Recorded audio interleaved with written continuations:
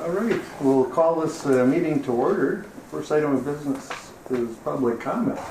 Anyone here for public comment today? Can't be bashful now. All right, hearing none. And we do take information from the audience as we go through the meetings too. So, got the minutes of September 25th. 1 minute. Okay, we've got a motion by Brian. I'll second that motion. Second by Paul to approve the minutes as presented. Any questions or discussion on those? Hearing none. All those in favor signify by saying aye. Aye. Opposed? That motion carries. Got financial statement for October 30th.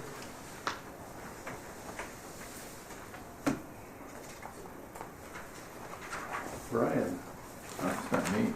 Oh, Have we do the financial for the bills paid? Would that be fine? yep, absolutely. Could you do that for us, Tyler? Sure. Unpaid bills total, $92,675.40. That's the regular claims. Terminal phase 2, $17,421.44. Runway phase 2 is $4,275. Runway phase 3 is $117,264.25. And then we have a couple of unpaid, or bills that were paid prior to this meeting.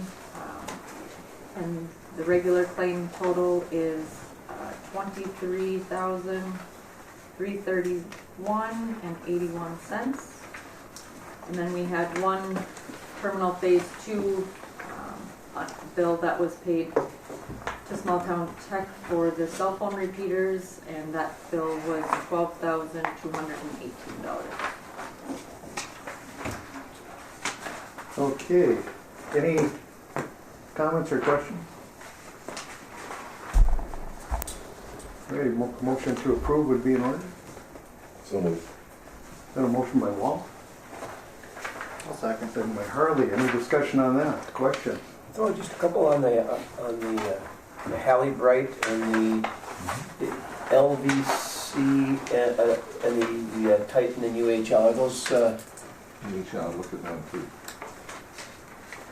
What we're at showing. Bottom. That's good, UHL. UHL for 1,700. On page 2. Win bottom. I'm assuming they're just equipment vendors. Yeah, it is. That's that was parts for the Titan mower. Oh, okay. For the correct. And Hallie Bright. That's the for the closer X is the generator power that run the closing. Okay. Very good. Then I have one for on phase 2. Sean, do you know what the TNT aggregates? So that is another name for Hammerland. Stamina? Yep, it's the same company. They just have they had some just naming issues that they had to form a subsidiary, but it's essentially the same company. That was part of phase 2 of the terminal. Yep. Yeah, so I think they did some of the site work that was associated with phase 2 of the terminal.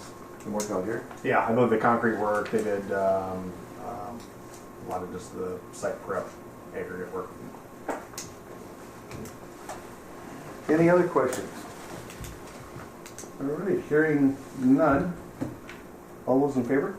Aye. Opposed? Motion carries. And now we'll move on to election of chairman. No one's ever going to replace Mayor Anderson. If I may, I don't know that the city council has appointed anyone. I am officially appointed. You are officially appointed? Yes. Okay, then that we're good to go. So we've got a quorum as far as activity. It's true. Who's missing today? We're all here. 1, 2, 3, 4, 5. Okay. Just one question there. After the chairman election, down at the bottom we have for new business, we have the LASAC appointment.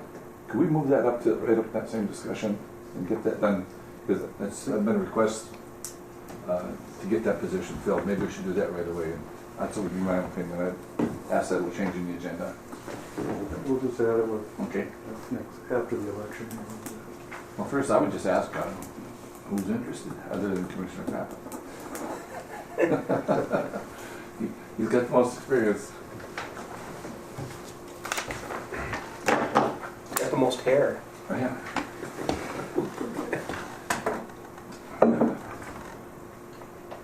So we just need a motion or nomination?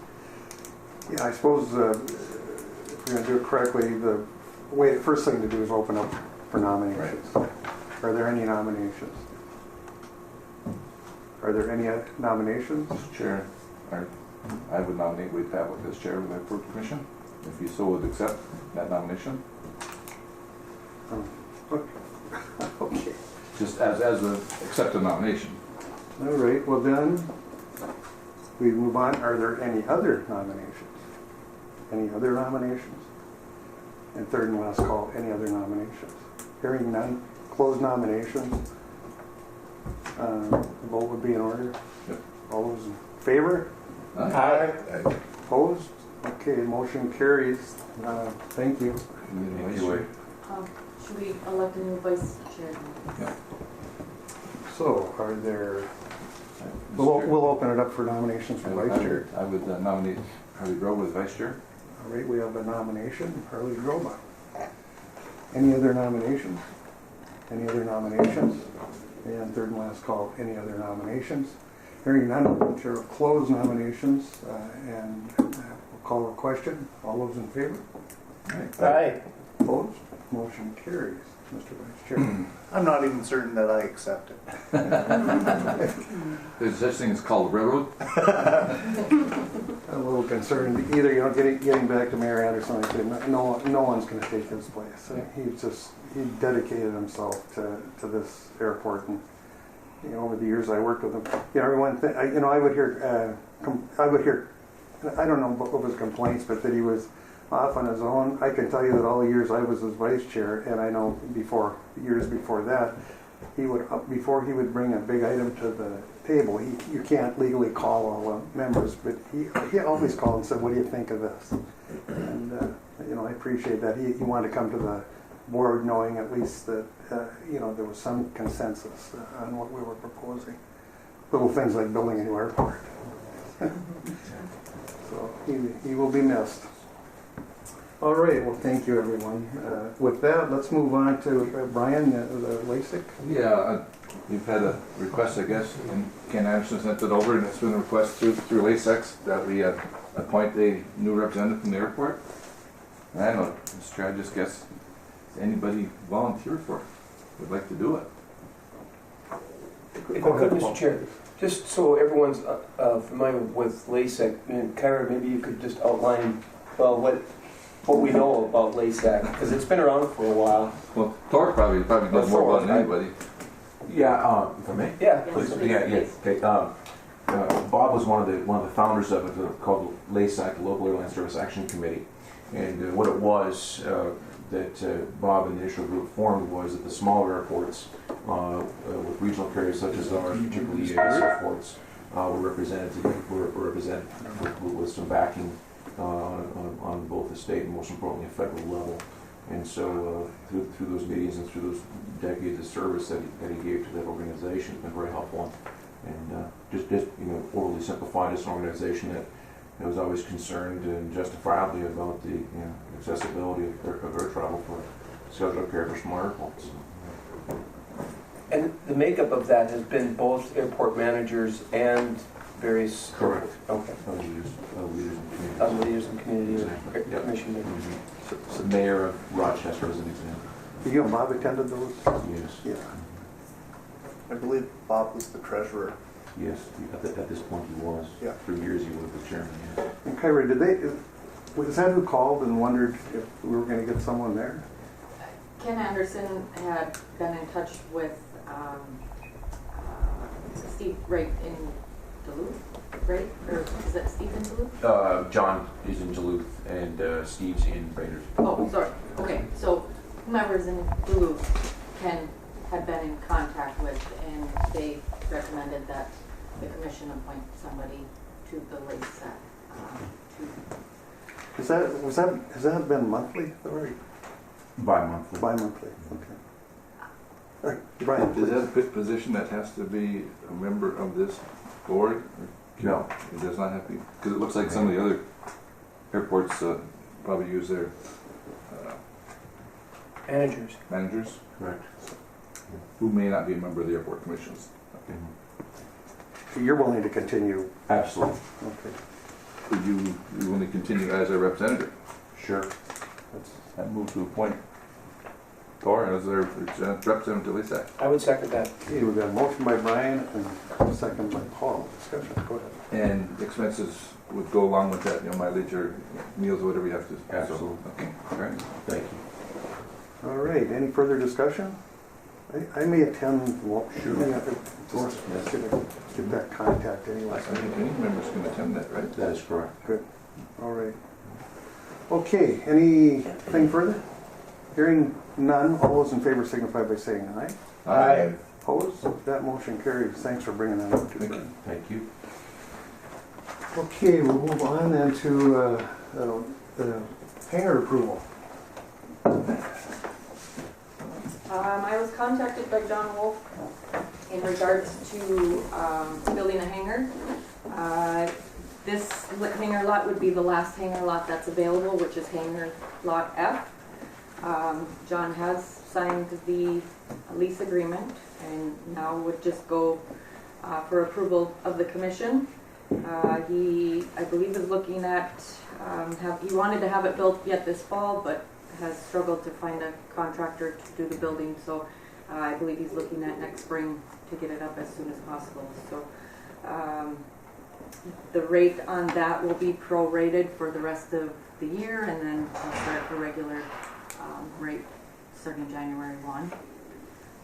So again, I put a map in there to show all the hangar lots, and then this is the last hangar lot that is available. So, I also have 3 other people on a waiting list for hangar lots. So sometime in the future, maybe want to look at additional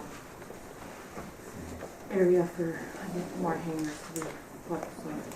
So. For some of the commission members who weren't here at the time, we struggled, even wondered if these would ever. Right. It's pretty amazing. I think it speaks well for how this airport, how it's been managed, and the fact that people are willing to invest here. So.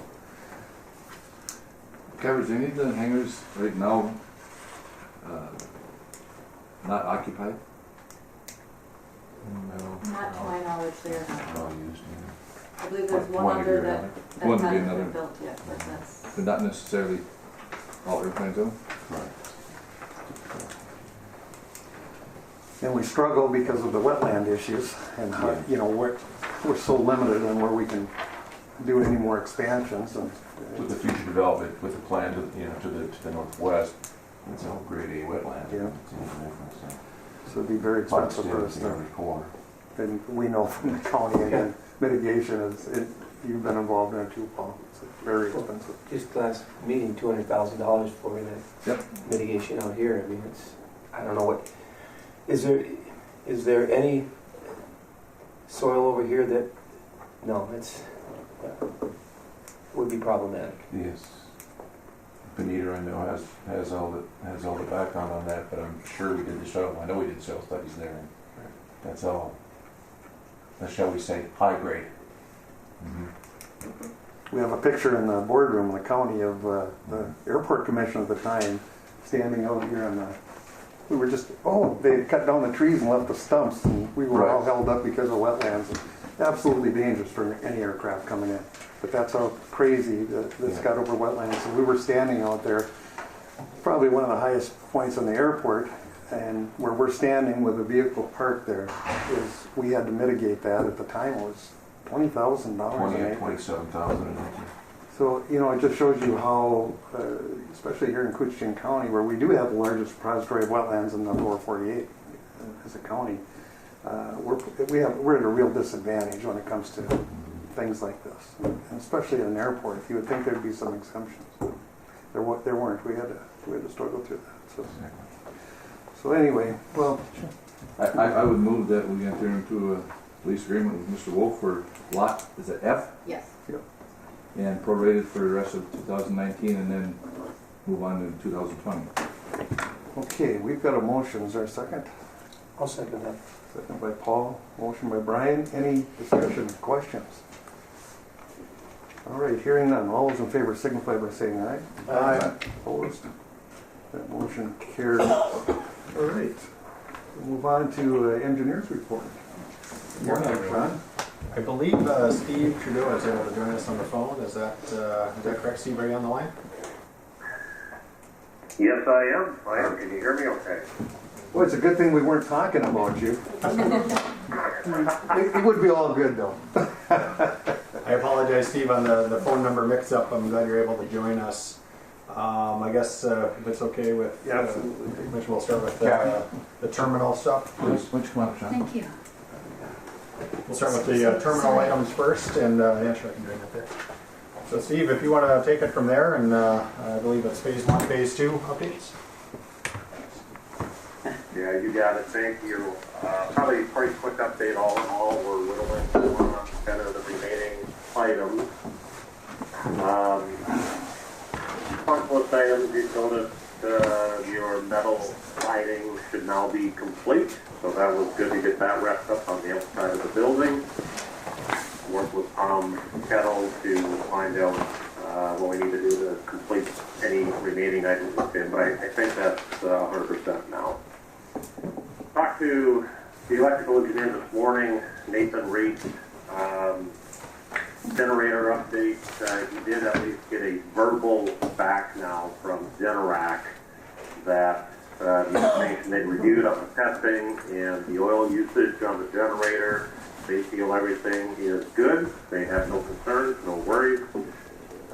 They were going to try to send something more formal, whether it's an email or something in writing to Nate, but he was going to forward beyond their voicemail, and we can certainly pass it on to Solar. But the update is no concerns. According to Generac, everything is good. Steve, would that put an extension on the warranty, or are we still boxed into that time frame? That's a great question. I'm going to have Nate follow that back up with Generac. I kind of thought about that right after I hung up with them as well, just wondering if there was any kind of a warranty extension they could put in writing. So I'll give him a shout back and see what he can push for on that. Thank you, Steve. At the same time, he is getting us another field order so we can price adding the jet bridge capacity onto the generator. He feels it is tolerable to do that. Not needing a circuit to disconnect the GPU. Correct. Yeah, okay. He, I believe, has met at least on the phone with Ameribridge to understand, their parts and pieces of the jet bridge to pull the GPU off, and then you'd have the capacity at least from the jet bridge side on the generator. Okay. Thank I'll you. watch for a field order, and we can get some pricing done with Hanson Electric consults on that, and we're Ameribridge if they interface lightly to it. All right, wonderful. Beyond that, we're trying to wrap up the list for customs. It's a little bit ongoing. There's some parts and pieces we're still chasing down, but Joe and Kyra are going to go shopping, I think, and finish purchasing a refrigerator and a microwave for them. We do have their chairs and stools ordered. Expect to see them in 2 to 3 weeks. Signage for outside your conference room and within customs space is also on order now through Signation. We expect to see that probably, again, maybe 3 weeks. I do have Kyra sent, and I don't know if you had a chance to print anything else for the Commissioner for Wade, but there's an electrical portion of customs punch list they want to add motion detection system within their space, and keypad controls for the land rooms and entering into the main area of the space. Looking for your approval to proceed with that. The electrical portion of it is $5,550. You can then order that equipment. Should be fairly easy to obtain and be up there within, I hope, 2 weeks if you approve and get that done so we can wrap up the rest of the customs items. There will be some additional door hardware, a couple other minor things that they've also asked for. I believe we've got that fairly vetted out also now with the architect, so hopefully we should be able to order those pieces as well in the next few days. So I would ask for Commission's approval, proceed with that proposal to add a motion detection system for customs space at $5,550 through Hanson Electric. Paul, please. Steve, is that a absolute requirement by customs? It kind of sounds like it is, yeah. They needed that motion control. Nate, the electrical engineer, was there with them during the punch list, talked through different options. You know, was there maybe another ability to use the motion sensors for the lighting? Nope, that wouldn't work. So Brett Chabon with Border Protection and their main, I guess I'll call it, electronic security fellow, John Mahoney, were there and needed this to be an independent system.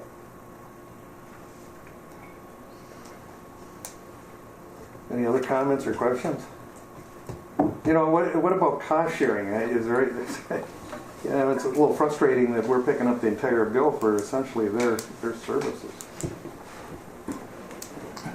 Yeah, I agree. It is a little frustrating, and I'm not sure. I think Bob Kors was maybe checking with FAA to see if that was reimbursable at all. I don't think it was because it was customs specific.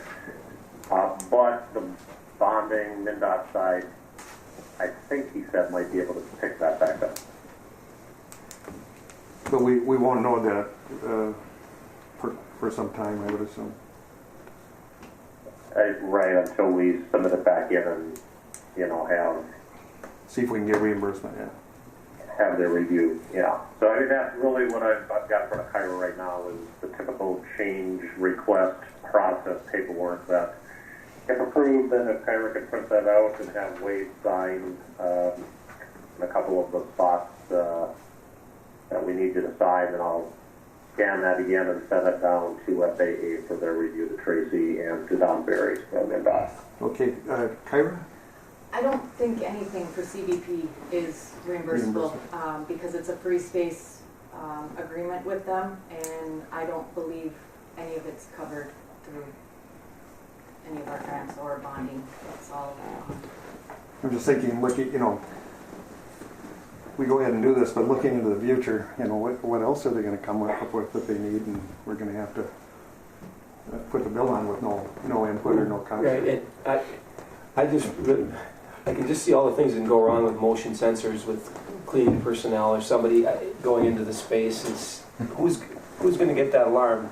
Your office and customs, and then I suppose global fleet. I mean. And actually, the protocol. It's overkill. Yeah, that was another part of the process we talked through with them on. Ken, I believe, is already on their clearance sheet, so he, should have no problem accessing their space to do any cleaning. But they did talk about programming, security systems, and who gets alerted first, second, and third. We would work with them to get that programmed and make sure you all are aware of how that protocol is set up. Well, we certainly need customs, so here, there's no question about that, but it's just a process. You get any rent income from them? Well, they're here to serve us. Well, I think it's overkill, but seeing as it's a requirement, I will reluctantly move on that request for the 5,500. Did I hear you choking when you made Yeah. it? Okay. Well, I'll reluctantly second that. Right, we've got a motion and a second. Was it $5,550? Yes, sir. Okay. For the camera situation. Thor, you're gonna have to go to school or something to It's a good thing I've got a couple of staff members that are understand some of that, yeah. very complex. Sounds like this is one of these motions you can't even vote no on. All right, we'll call the question. All those in favor signify by saying aye. Aye. Opposed? Motion carries. All right.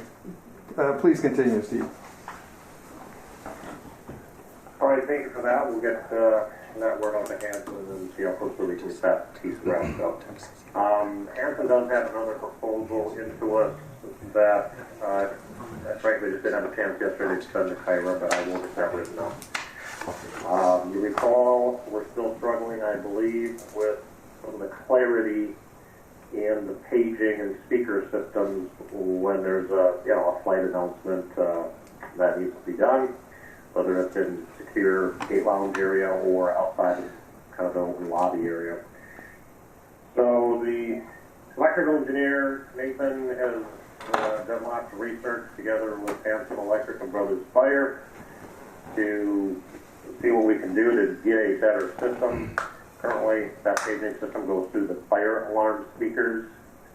I think the positioning of those speakers high up in the ceiling and some of the high volume ceiling spaces, acoustically isn't the greatest, and that's why you're not getting good clarity. So they feel by adding more speakers down onto the walls, positioned, in various locations to better hear, wherever that is, in the gate lounge and out of the lobby, should take care of the issue. So we asked Hanson Electric and Brothers Fire to try to give us two different prices, and they didn't quite get it right. We asked, hey, all right, if you have all the parts and pieces and you go up there to do this work, well, let's do a test first, right? I mean, let's bring a speaker down onto the wall and hook it up and try it. Let's make sure that the clarity is going to be there that we need. And if it is, wonderful, continue on. If it's not, stop. And we don't want to continue spending more dollars on something that's, again, still not working. But they feel pretty confident that this would work. So I would propose to the commission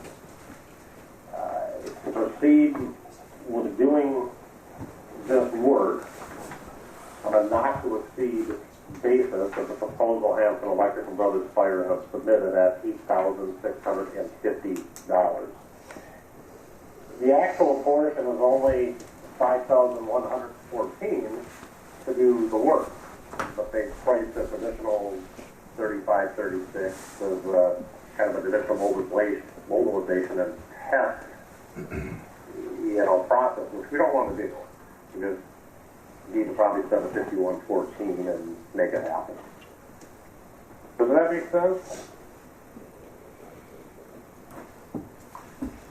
What are the thoughts of the board here?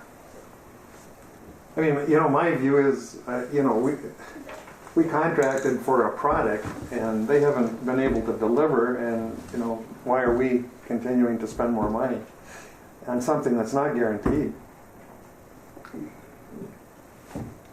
But that's just my thoughts anyway. Well, that's a great thought. One side of that could be, acoustically, it is hard to understand how things would react. It's not uncommon to use the fire alarm speakers as a paging system. Many facilities do that.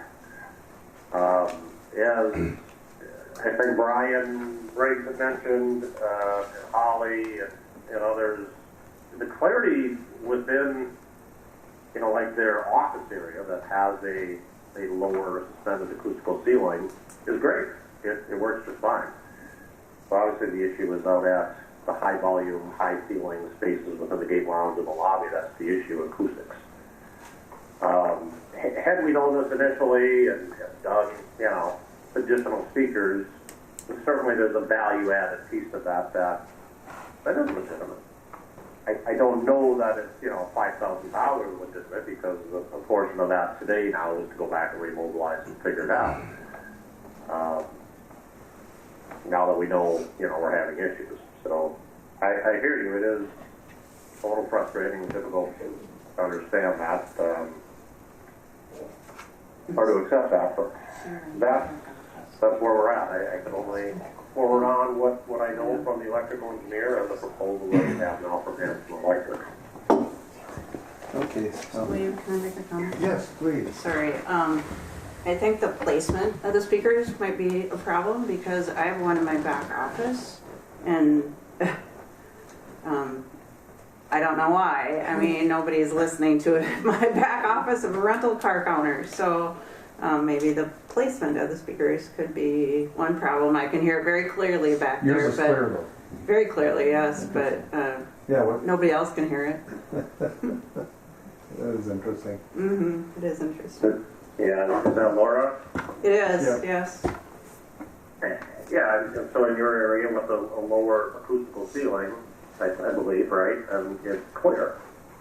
Correct, but there's nobody back there to listen to it unless I'm in my back office. So, But Steve, your point is the lower ceilings seem to, it is clear, but when it gets into the bigger room, for whatever reason, it's not. And I only speak for myself. I appreciate your willingness to. I like your idea. Let's test it first with just a wire before we go through that whole process and make sure it's going to work before we spend that money. Yeah, agreed. And so, the hard part about it is okay, we tell them go buy this stuff and go up there and do the work and do the test. Well, if it doesn't work, we're sort of on the hook for $3,500. If it does work, well, fine, keep going and install it, and then it's $51.14. Well, I'm going to bring it back to the board. Thoughts on the board here, Brian, please. Well, I just think we went this far. I think we need to get it correct, and I don't think everybody has problems. I mean, it could be at certain times, especially like when you have everything full, when you have a charter flight. A lot of voices, a lot of people talking. Can be people that live hearing impaired, like you and I. I was in here the other day when I was doing the financials for KEDA, and the announcement was going on, and back here, it was just echoey. I couldn't understand anything at all going on. So I think we need to get it right, and hopefully we'll do it. Yeah, I agree. And I just think that in this day and age, with the sophistication of design people and understanding design elements and spaces and sound, that this probably shouldn't happen to the degree that's happened. But we're here. It's a problem. Let's fix it. But again, reluctantly, spending more money. Go ahead, please. So pardon the ignorant, but why can't you install a wireless speaker system? The question was, is it feasible, or why couldn't we install wireless systems, Steve? Well, we've attempted that. Justin Shipley, if you recall, went and purchased 2 sound bars that he hooked up and mounted to the TV stand in the middle of the gate lounge area. Found a new stick mic, Bluetooth, back into them. It's partially, the user and how you actually hold and speak into a stick mic. I think if you do it correctly and the sound bars are turned on loud enough and aimed appropriately, then it seems to be okay, at least in that area. The problem, I think, is we can't isolate it to the secure gate lounge side only. In FAA's announcement rules, I think it has to be also, clear to the speaker system out in the non-secure lobby side as well. So there probably is some kind of a Bluetooth speaker that could be added in both, but that would need a whole system, a driver, if you will, because currently that program is run through the fire alarm system. talking about, all right, if we're gonna go get, a portable PA system, not unlike what, used to be there, and add some additional speakers around the room, yeah, that might be an option. But again, I'm not the person, I guess, to say here's, a guarantee that that's going to work either. Right now, I think as Paul maybe stated, this is a design element. And the engineering team needs to step up, which, at base value right now, they've done is that this is what needs to be done. If this does not work, well, then there needs to be some serious discussions, back with that engineering team and decide what happened and what next. All right. Any further comments from the board? Oh, I'm sorry, go ahead. I don't know if Bob is on the line or not, but if we can maybe see if it's eligible for either bond or FAA reimbursable, because it is for public space. So it might be something worth looking into for that. Sure, and that was Bob that just joined us I'm on the now. line. Yeah, good morning, Bob. This is I'm on the line, Tyra, but I couldn't hear your comment. Yeah, good morning, Bob. This is Sean. Just to get you up to speed on what we're talking about, I guess two issues I think that we need to circle back and ask about bond funding for specifically, and potentially FAA funding. The first one is the motion detection system, which I believe the design team has been working through that pricing. It's specific for customs, which kind of lends it more towards a bonding funding opportunity, I guess, if you will. The second issue that has been working, that has been discussed here for the last few minutes, is concerning the acoustic issue with the speakers and the addition of, I believe, additional speakers at a cost of around $3,500, if I got those numbers right. Kyra had just mentioned that there's, it's serving a public purpose, a public space. It should be eligible, I think just from an initial glance for potentially FAA funding, and if not FAA funding, potentially for bond funding. So I think following up with those two agencies to find out if there's any sort of reimbursement opportunities, and the commission's desires to get it right. So just making sure that if there is additional costs on what those funding opportunities would be. Yeah, I would say that I would say the speakers are probably going to be AIP eligible, and if they're not, then certainly fall under the bond eligible, as well as the customs, the sensors for the customs that would be bond eligible. But that probably would not be AIP eligible. Good. All right. Any further? Bring it back to the board then. So to be clear, I think we're asking that if we are going to approve or request, a motion to add more speakers because of the clarity issue, that price is $5,114. If testing first, as they mobilize to do that, proves that it isn't really working, then unfortunately there's about a $3,536 price to mobilize and do that testing portion. So 3,536 would be our exposure. No, 5,114 would be the full exposure as I'm reading this proposal from Hampton Electric to do the full system. Okay. And that includes the 3,500 for testing, Steve? Or is that in addition to? The way Nate wrote this proposal up is to mobilize once and do the test, that's $3,536. And then mobilize the second time and install the final system, that's $5,114. It doesn't make any sense to me why we would mobilize twice and do it once.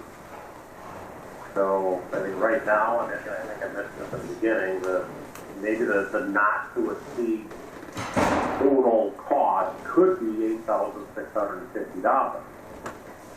but I'd like to see that come down to the 5114 if everything works out and we're good. The clarity is there, the speakers work. Yeah, I don't know why they wouldn't mobilize, test, and install. Yeah, I don't know. The way it was written up, I guess, in the field order, so. Okay. So I guess that's really what we're requesting is a not to exceed cost of $8,650, with the hope that it'll come in at 5114 and all is good. Wishes of the board. You know, if this doesn't work, you're gonna have to forward all the information to us when you, Sure, absolutely. it's the only one that can do Well, it. give hand signals? Yes, do hand signals out of the rental car booth. Do some paper handouts. Hopefully it's eligible, uneligible. Well, again, it's a little clumsy with the language about second mobilization. Can we put not to exceed 5114 in there? Is that as a approval? I think you can, and I'll go back to Hanson Electric and say that that's it, we've got, just go do it, forget the test, just go install the system. It should be okay to do that, yes. Is that a motion? What do you think, Sean? Yeah, I'll make Good? And a I second. mean, if it's, yeah, I mean, I wish we had a determination of the bond funds, because that can help the financial exposure for the commission. You okay with it? Yeah. Okay. Yep. All right, we've got a motion and a second. Any further discussion? What is the motion? Not to exceed 5,000, what was it, 114? Hanson, Yes. to install 5114. I think that's the proposal we would send back to Hanson. Hanson and say this is what we're willing to move forward with. So basically what we have as a motion right now is that we're willing to have them come up, do the test and install. So realistically, we might as well just make the request to have it installed rather than, you know, I mean, it doesn't make sense to me Right. why you would have them come up and we're either installing or we're not, or we're paying $3,600. Right. I think that the way I understood your motion was to Yeah, just come up and install. just come up and let's do it. That's Okay. 51. Okay, Yeah, I just want to make sure that that's what test. Yeah. where we're going. With a not to exceed, which I appreciate. Okay, any further discussion, questions? All right, hearing none, we'll call the question. All those in favor signify by saying aye. Aye. Aye, opposed? Motion carries unanimously. Okay.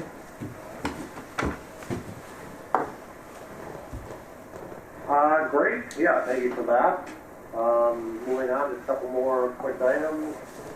The field coating should be done now on the south-east side with the last two gate ends. So I'm not sure if you've had a chance to look at that. Yep, it looks good. Field And coating. it is complete. Okay. So we got that done. We still, you had previously approved doing some infrared heating repairs in front of the terminal, take care of a little bit of the damage on that asphalt. We did contact Asphalt of Duluth Company to come do that work. Their infrared heating machine has some parts and pieces that are broken right now on the machine. They've got them ordered. They're hoping to have back within the next few days, and should then come mobilized and get that done. So it is in queue. We're just waiting for them to fix their machine, hook them up, get that piece taken care of. Lastly, Tyra, I did talk to Eric with Small Town Tech yesterday. It sounds like they also have their items ordered for the cell phone booster repeater system that Commission has approved previously to be installed by them. I'm hoping to have, I don't know, next week roughly, the equipment and material in hand. I believe they should have everything done and installed certainly before Thanksgiving, but, you know, give them a couple of weeks and they'll get up and start the installation once they have everything in hand. So it's just an update. It is a process. Hopefully that wraps up by Thanksgiving. All right. And the only other item, we're still in touch with Wasabi Glass, having some discussions on the one light monitor on the phase 1 portion of the terminal that had some recent leakage during the right conditions on a heavy southeast driving rain event. They are aware. We're sending them some of the pictures and things that we've taken of that area. So we can get together with them and do some more investigating of it. So it's ongoing. We're aware of it. They're aware of it. And we'll continue to investigate and find the resolve. That's it. That's my list, unless anybody has any other items. Construction related. Any questions for Steve? Okay. All right, Steve. Thank you. You're very welcome. Thank you. I'll sign off and we'll get these other items started right away. All right. Take care. Yeah, thank you all. Thank you, Thanks, Steve. Steve. All right, we'll move on. Sure. Well, thank you. Yes, sir. If I may, I'd like to make sure that we know that Kathy Vesta from Mendon's here. Hi, thank you. I'm sorry to be late. It's terrible. We had, You got bad roads. Yeah. we should have plane pooled. Yeah. It's kind of a funny story. We're both on the ramp in different aircraft at St. Paul downtown, and their aircraft was having some sort of issue. So I tried to work through ground to see if they needed a ride. They got their stuff figured out. So, We all worked out. had to like reboot the Try again. grass Well, camp. welcome, Kathy. We're glad you're here. So, thank you. I'm happy to be here as well. And also, if I may, Cody Cates from the FAA here I made the journey from Kansas yesterday, so he has a backpack on, I think it's full of money. We're gonna try to- You gotta tell us who these people are when they walk in, so we don't say anything bad. Nobody's safe here. Anyway, welcome. Thank you. You're here.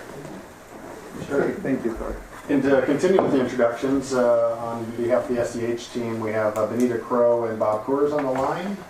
So they've joined us via teleconference. Chelsea has joined us again, if you haven't met Chelsea.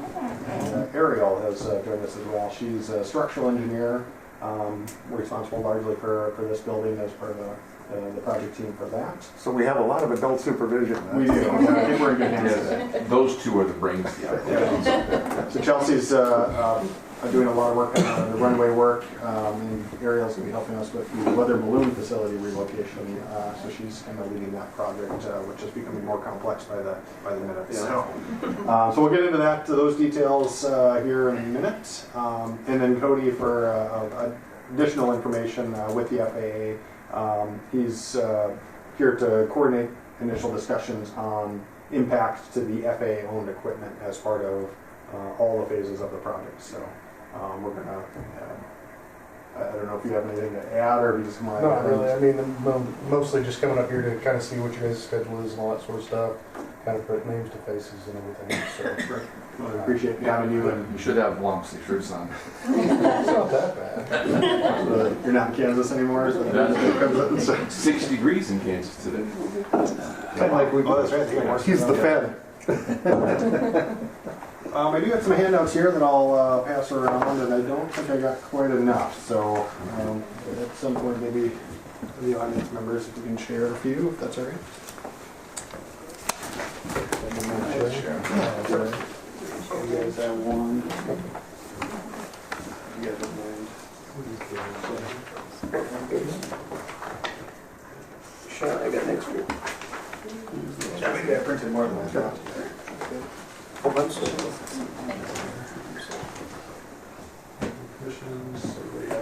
You got one extra one then? Yeah, maybe more than I thought. Right, I can share too. Come on down there. Yeah, one more. One's yours. All right, we got. Yeah,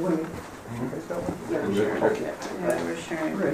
All right, well, we'll go ahead and get started here. As I mentioned, Chelsea's been kind of running with the phase one as well as the subsequent phases of runway reconstruction. So she has a few updates for us. Yeah, so the construction update is for phase one. That was what we were doing this summer, so the northernmost portion of the runway, 1,000 feet. We are mostly complete. We just have a few punch list items left, which include some shoulder grading along the southwest edge of the runway and the Mulser access road repair. It's quite bumpy, if any of you have been out there, so they're going to grade that. And that is set to happen this week, so we're hoping that the weather is, weather permitting, but we're hoping that happens this week. We are holding retainage in the amount of 5% until they complete those items. So we have that. I haven't heard the weather. What is the weather? Anyone heard the weather forecast? This is pretty much what it's going to be. Okay. So we should be good. If I may, you want to talk about the road? The access road? Yes. So has there been discussion about grading and a certain amount of fill also? Looking at bringing it up, right, overly simplified as we know, just making sure that we're keeping pressure on that? Yep, Okay. yes, there's been discussions about them bringing extra material to Perfect. fill up the corner. Thank you. And for the commission's benefit, the road was realigned to stay out of some safety areas, and the area, we just have to add more material to handle the airport trucks and different things that find themselves back on the road. So thicker section on the list. Good. The second item is change order number 2, which includes removing the bedrock material to get the storm sewer system constructed this summer. So that was already complete, but this is the change order for it, which the FAA is eligible for FAA and MnDOT grants. So that we would like to consider the approval of that change order number 2 for $34,524.50. Which is the board? Work is done. Yep. So move. Second. Motion by Commissioner McBride, second by Walt. Any discussion or questions? Hearing none, all those in favor signify by saying aye. Aye. Opposed, that motion carries. Thank you. So then the third item there is the pay app number 5. So this would be the work from completed in October. That will consider the pay application for the amount of $81,617.83. Okay. I'll move on that. We've got a motion by Paul. Is there a second? Second by Walt. Any discussion or questions on that? Hearing none, all those in favor signify by saying aye. Aye. Aye. Opposed? That motion carries. Thank you. And just as kind of an overall budget item, the project is projected to be under budget by about $100,000. Some good news. Good. You guys need some good news. Yeah. The day wasn't looking too good. Yeah. Do we need a motion on that? To secure it, huh? Enthusiastic. It's the part of motion. Oh, that's great. Thank you. Yep, so that covers all of the phase 1 items. All right. Any questions from the board? Take it away, Chelsea. Thank you. Moving on to land acquisition. As you know, the property acquisition has been completed for the property across the street. We are working on the relocation portion of that process, I guess, to help the Schilbergs move off the property and into their new residence, new location. ProSource has included a memorandum for your review. I'll cover the highlights if you want. It's the third page in the packet. And ProSource has been really good during this whole process about providing updates, following up with the Schilbergs. Not only in acquiring the property, but making sure that their new property meets the requirements for the FAA for full reimbursement for the acquisition as well as the relocation. So basically they got the home anchored to the slab in early October. They're putting on the finishing touches, propane tank delivery, connecting the HVAC systems, plumbing and interior flooring. All those items have been happening through October. The weather hasn't helped them as well as it hasn't helped the construction industry in general. So that move-in date has slipped a little bit. I think they were hoping by November 1st. That's Friday, so they're not going to make it by then. But they do have, it's very reasonable to say that they'll be in their new property by November 17th. So that's the kind of the latest on their move. Jason Alt with ProSource has indicated that They're going to start that move next week on November 4th. So slowly things will start to clear out. And they've actually done a really good job of getting a lot of their stuff out the door, probably can attest. So it's, Yeah, definitely. Yeah, phenomenal amount of work. So as far as sequencing, when they're home, when the home is pretty good, for sure. Last picture we saw, I think Thor brought it or somebody, but I mean the slab and everything was there, but the ground around it was just totally saturated. They've been able to overcome that. I believe so. I haven't, normally they give us some photos here, but yeah, it must do us some drainage and detail. I've got a 40-bed property, so I've been out there frequently, and things really struggled. I mean, there was a real struggle with them with all the mud and stuff, but yeah, it's looking better. I mean, they don't have the garage up yet or anything, but they've got the house all in place. They got power to it. They got the grill is on the deck, so apparently they're feeling at home already. So that's a good sign. Well, I'm glad you were out there. Yeah, I visited with them numerous times. Great. Okay, so one of the go ahead, please. I was going to say one of the items from last commission meeting was the lease agreement. There was a rent-free lease agreement for 90 days, and now we have an extension beyond that. The FAA requested a letter, which we worked with Kyra to draft with ProSource's help, basically saying that we're going to charge the fair market rent to allow for that period of time until they're officially off the property and the airport can take ownership per se of that property. So Kyra, I don't know if you want to discuss the letter. And this, I've been working with Tracy Schmidt at the FAA, and I talked to her on the phone, and then she followed up with probably a good 2 pages of requirements. So I'm not sure we need to do all of that. I haven't shared that with you, Kyra, but we have a project meeting on Thursday, tomorrow already, so we'll discuss it then. But I think the letter should suffice for what the commission's need is. Yeah, well, if anyone wants to read the letter, I've got it here. Yes, basically the gist is that it just kind of it explains the situation, the hardship situation, and why we need to extend to November 18th. Do we need permission to sign that, or how is that? Doesn't hurt. Yeah. Motion to allow chair to sign. Second. Okay, we got a motion and a second authorizing the chair's signature. Any questions or discussion? Hearing none. All those in favor? Aye. Folks, thank you, Kyra, too, for putting that together. At the bottom of ProSource's memo, they indicate that they're going to be on site on November 18th, so that's our, it's going to be a busy day. We're planning a pre-construction meeting, which I'll get into a little bit here. They call it a commission meeting, but it's actually a pre-construction meeting, so obviously there's going to be no commission meeting that day. But ProSource will be in town that day to do final inspections on both the newly acquired property and then for the relocation piece to review the move and their new property to make sure it meets all the relocation things. So we should start seeing some final payments on the relocation piece of this portion of the project. So that's the summary with that, unless ask for any questions. Go ahead. Yeah, also, if I may add, kind of reviewing what we did in the past with the Boyer property, which is a land adjacent to the shoulder property to the east on 108. Last time I had talked with Seth was about 2 months ago. If you recall, we had an assessment on the property, and he was not happy with that number, and so I encouraged him and helped him find some assessors to do study for him. I've not had the conversation with him again. I'll look him up this week, and we'll touch base and see where he's at on the purchasing. And then he was aware of the fact that the commission would not have any monies for real estate purchases until after the first of the year. So I'll keep pursuing that and see where it goes. He felt his first assessment was low, is that it?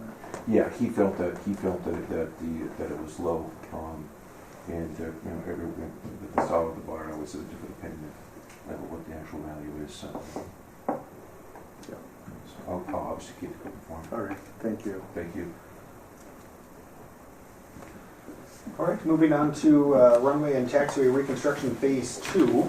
If everybody recalls, phase 2 is the reconstruction of the parallel taxiway full length. So a very big project that officially starts here soon. We have kind of 2 components of this project. One is actually the pavement work, which will happen next summer. But before that, we have an obstruction removal portion of the project, which, due to some environmental rules and regulations, has to occur during the winter months. So we're going to have a pre-construction scheduled for November 18th with Yulin Brothers Contracting. I guess I haven't specifically heard who's doing the removals, if it's them or if it's somebody else. Yeah. But we'll find those details out at that meeting and their schedule for that. But they essentially have those winter months to remove trees. The majority of trees are on airport property in order to not only clear your approaches for your existing runway, your main commercial service runway, but also to plan for the temporary runway that will be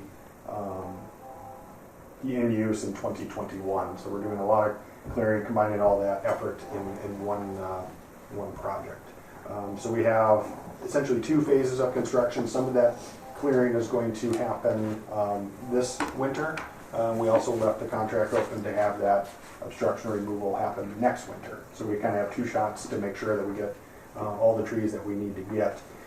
Some of it is not as straightforward. The majority of it is on airport property. Some of it is on private property off the ends of the runway, and in some cases on the side. Chelsea's prepared. It's been quite an endeavor to actually put these figures together, but we went parcel by parcel to Tree by tree. Essentially almost tree by tree, but parcel by parcel to show the impacts for neighboring parcels. And obviously there's a coordination effort when the commission uses any sort of zoning or easement language to remove trees on neighboring properties.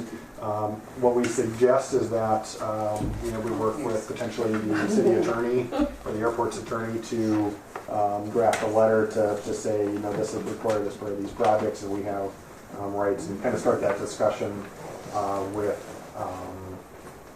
those landowners, because we know that we want to be good neighbors, and we want to communicate what that need is. So we do have the 2 opportunities to remove trees. If everybody's agreeable and it's not an issue, we can get it done this fall. If it takes a little more time to have those conversations and work things out, we have next winter as well.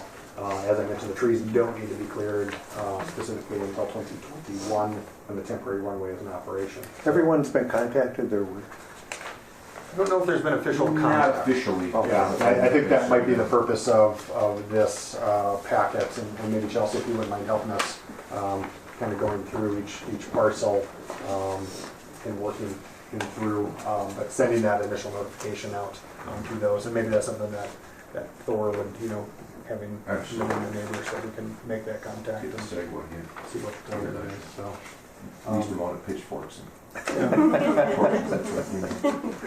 fist fight or 2, I understand. So we're definitely happy to meet with the landowners and explain what the purpose is and what the plan is, and I think that's a key component to this. Should we schedule a meeting with the whole group, or do you want to talk to them individually? Do you want to? What's the best way for all parties involved? Frankly, for their for their benefit. Frankly, we understand.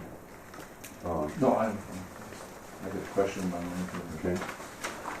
Would it be? I'm not suggesting. I'm asking. Would that be the best way to do it? Is get them in a room at one time and look over the areas, or should we do it individually? So I'm wondering if we shouldn't invite everyone for that first meeting and then meet with them individually on each property. Sure. That way everybody hears the same thing. Mm-hmm. Yeah, You're right, because that's my concern in the small town. We can just here say, of course, someone said something, it's the truth. And so, so you're making a better deal with it. $100 for that screws, I want 200 units. Brian and I are familiar with that stuff, especially in the rural areas of Goochton. So that's just my thought. Yeah, potentially a meeting on November 18th. We'll be up here for the pre-con if you wanted to do it that morning. We could just tie it in with that trip, and we could just have almost like an open house per se to discuss that specific topic. And I think I heard Cara just say she's going to help with that too. Oh, I'm sorry. Here's one.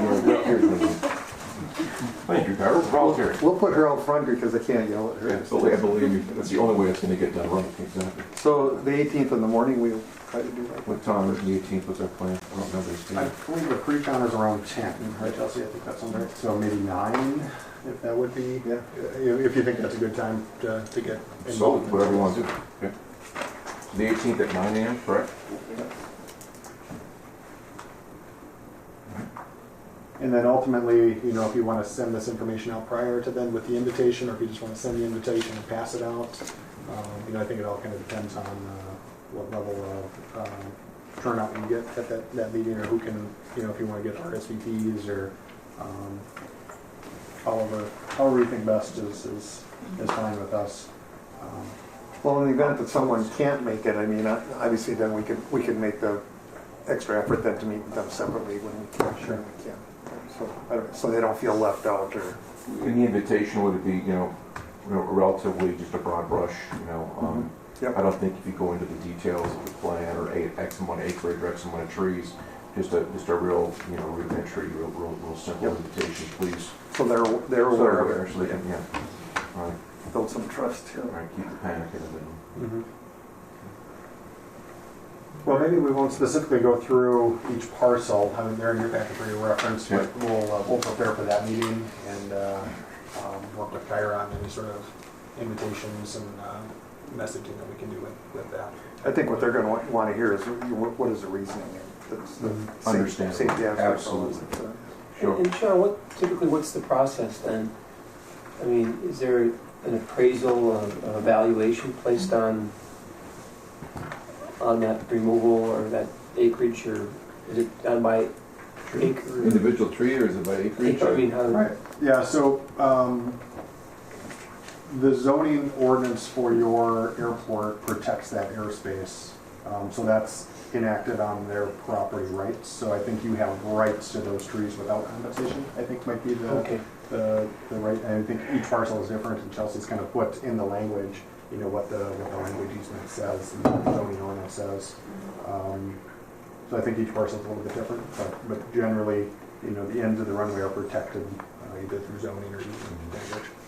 And that's why acquisition of a lot of that that zone is benefit in most airports. That's the case, right? That the city or the jurisdiction owns that whole zone, if possible. Correct. Yeah, and that's you know, MnDOT and FAA really encourage owning what they call the RPZ, the runway protection zone, off the end of the runway, just for this very reason, because it's where the routine tree clearing is required, and to own those properties makes this process much easier. The backup plan will be the mayor made us do it. I don't think so. It's a paper town, we're cutting trees. Yeah. If I may. Yes. On that level 2, Kelly from MnDOT, safety inspector for airport certification. She was very kind. I chatted with her last week. They're basically not doing they did a real broad brush safety inspection. It was this year because they know that we're going to be removing quite a few trees and changing the approach to the landscape. So that was a nice gesture on Kelly's part. It was logical. It was nice to hear. So we'll get that closely. So I think with that, Chelsea, I don't know if you have anything to add, but I think it's definitely a conversation we want to have with the landowners adjacent to the properties and make sure that we're explaining our purpose and need for those removals. So we'll work with Kyra and get something scheduled and send out that letter. Any other questions on that portion? Okay. Weather balloon facility relocation. So as the property has been acquired and the shorebirds are moving off that property, we're coming in right behind to plan for that relocation of the weather balloon facility.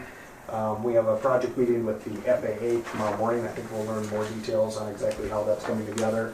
But Ariel is here with us to do some initial site inspection and checking out. I think some of the things we're finding is that there are no plans for that building, but yet they want it moved in its entirety. So there's going to be a lot of measuring and designing that will come with that move.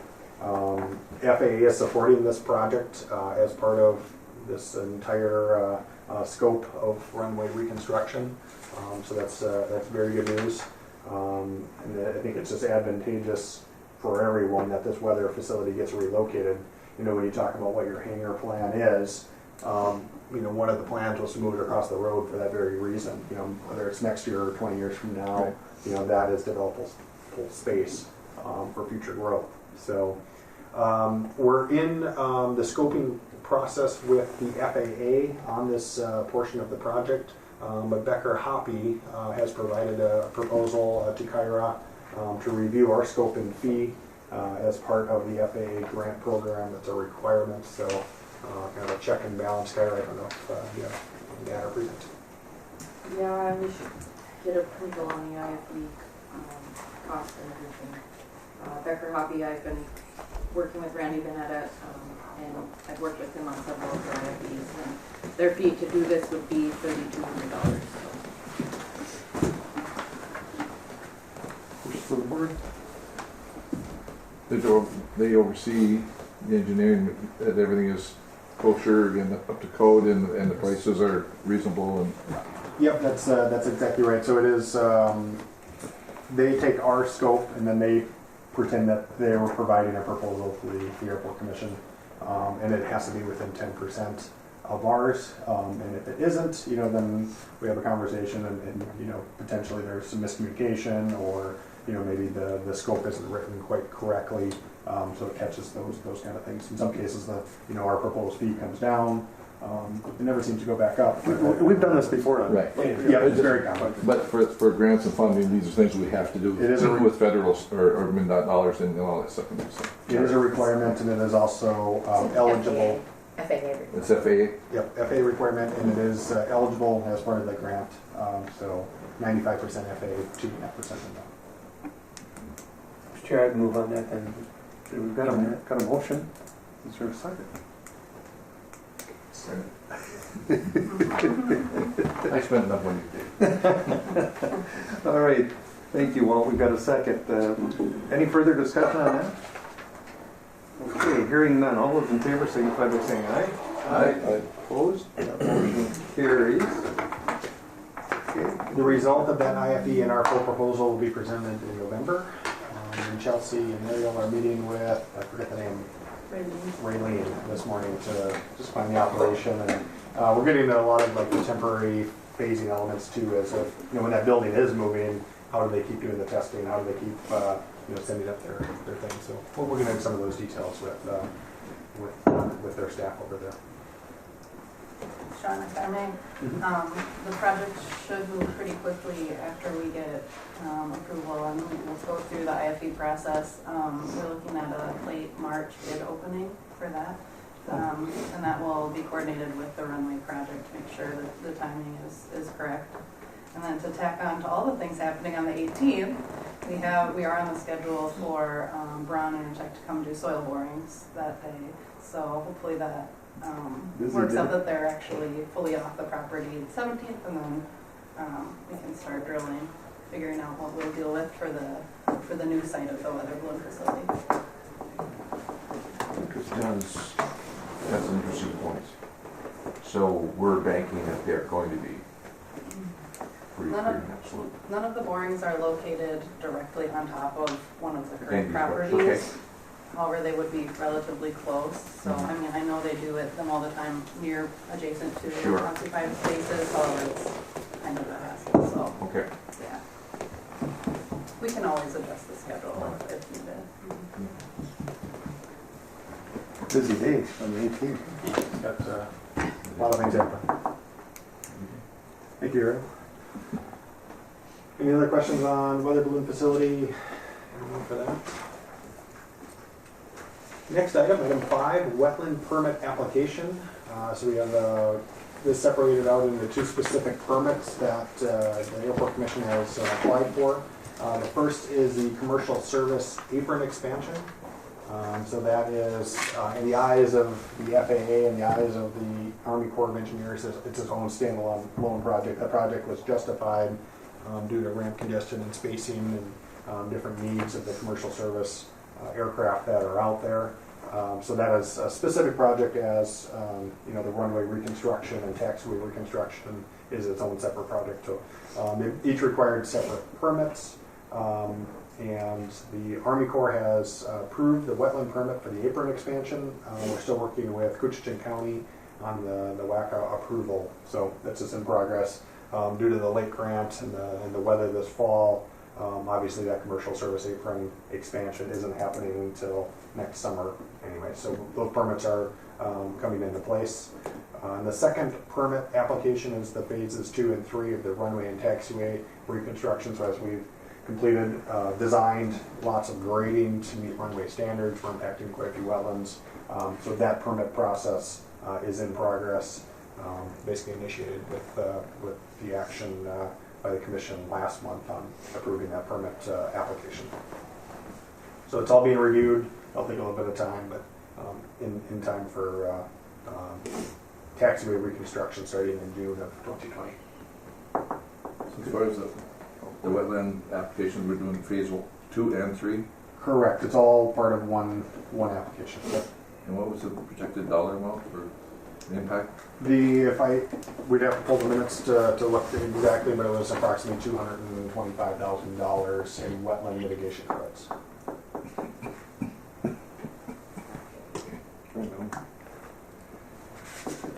Just like to have that on record.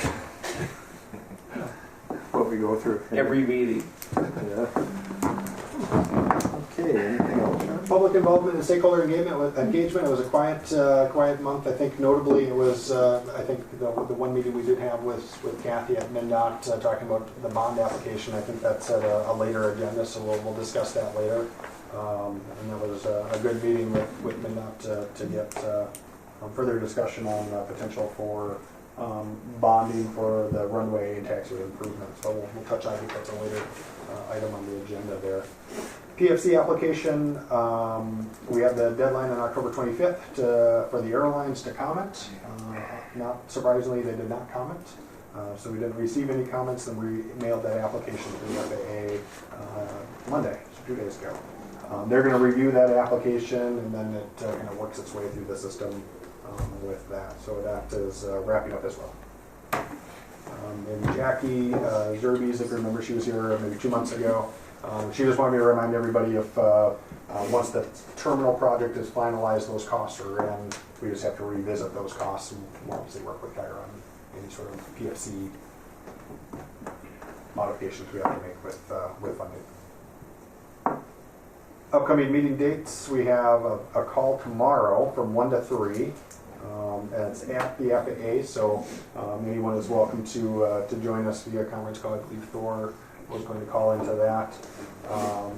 And we'll be down at the FAA in person, so we'll have a call-in number available. And then pre-construction meeting for phase 2, November 18th at 10 a.m. Here. And that is here in this room. Yep. After we have our local night. Correct. All right. Any questions? Comments? Kyra, we're on track.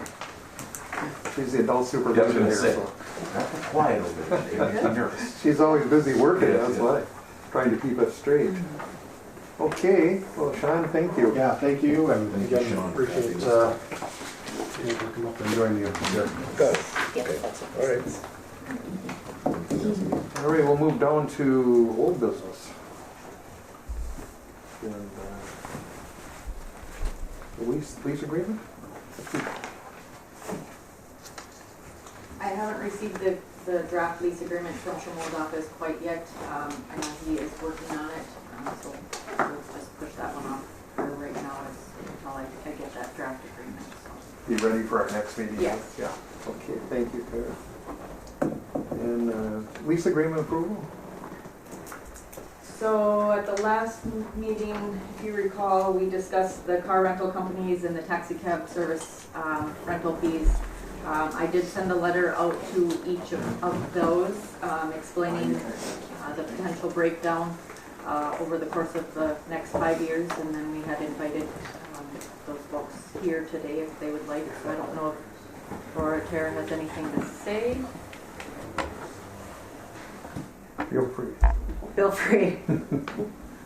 Well, as far as I know, Worley's is still going to stay at the terminal. It is kind of a large jump from, so it's $500, is that correct? It'll increase, so it'll increase a total of $66.01 each month, and then that'll begin January 1st. So, and then each year up to year 2024, then we'll get to the $505.05 per month rental fee. Yeah. So it's a broken up scale of so much additional each month each year. So. As far as I know, for the next year, we'll still be at the airport after that. I have no idea what the foreseeable future sees. I do know that Val from Washby's had commented that she didn't know if they would still be. They're not here, of course. I don't know if you've heard from them or not, but she had said something about just bringing a clipboard and coming, so I don't know if that's foreseeable with the airport doing that, or I have no idea. Because they rent hardly any cars in the Yeah. winter. They aren't out here at all. Just more in the summer.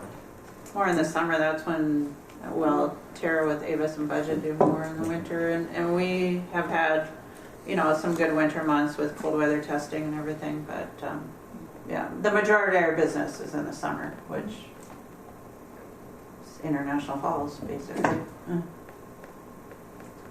Yeah, we had a lot of discussion. That's how we came up with the increments over time, so that we're not trying not to hurt anybody either. Things going. And I did receive a response from Steve. Yeah, Avis is fine. And he was fine with everything, with the breakdown of over the next 5 years. Okay. All right. Any- Feel free to, don't be bashful around here. Nobody else is. Okay. So then I'll just need approval to go forward with those agreements that Did City Cab say? I didn't receive a response from them either, so. Because they aren't out in the winter much either, hardly at all. But they still have an agreement to utilize that space, so. So what we'd be looking for then is a approval on the Proposal? proposals. Increase? What would happen if we did pull out, then, is it, would be an issue? There is a cab, I don't know if John's still in business or not, when he comes out or not, and his cab company.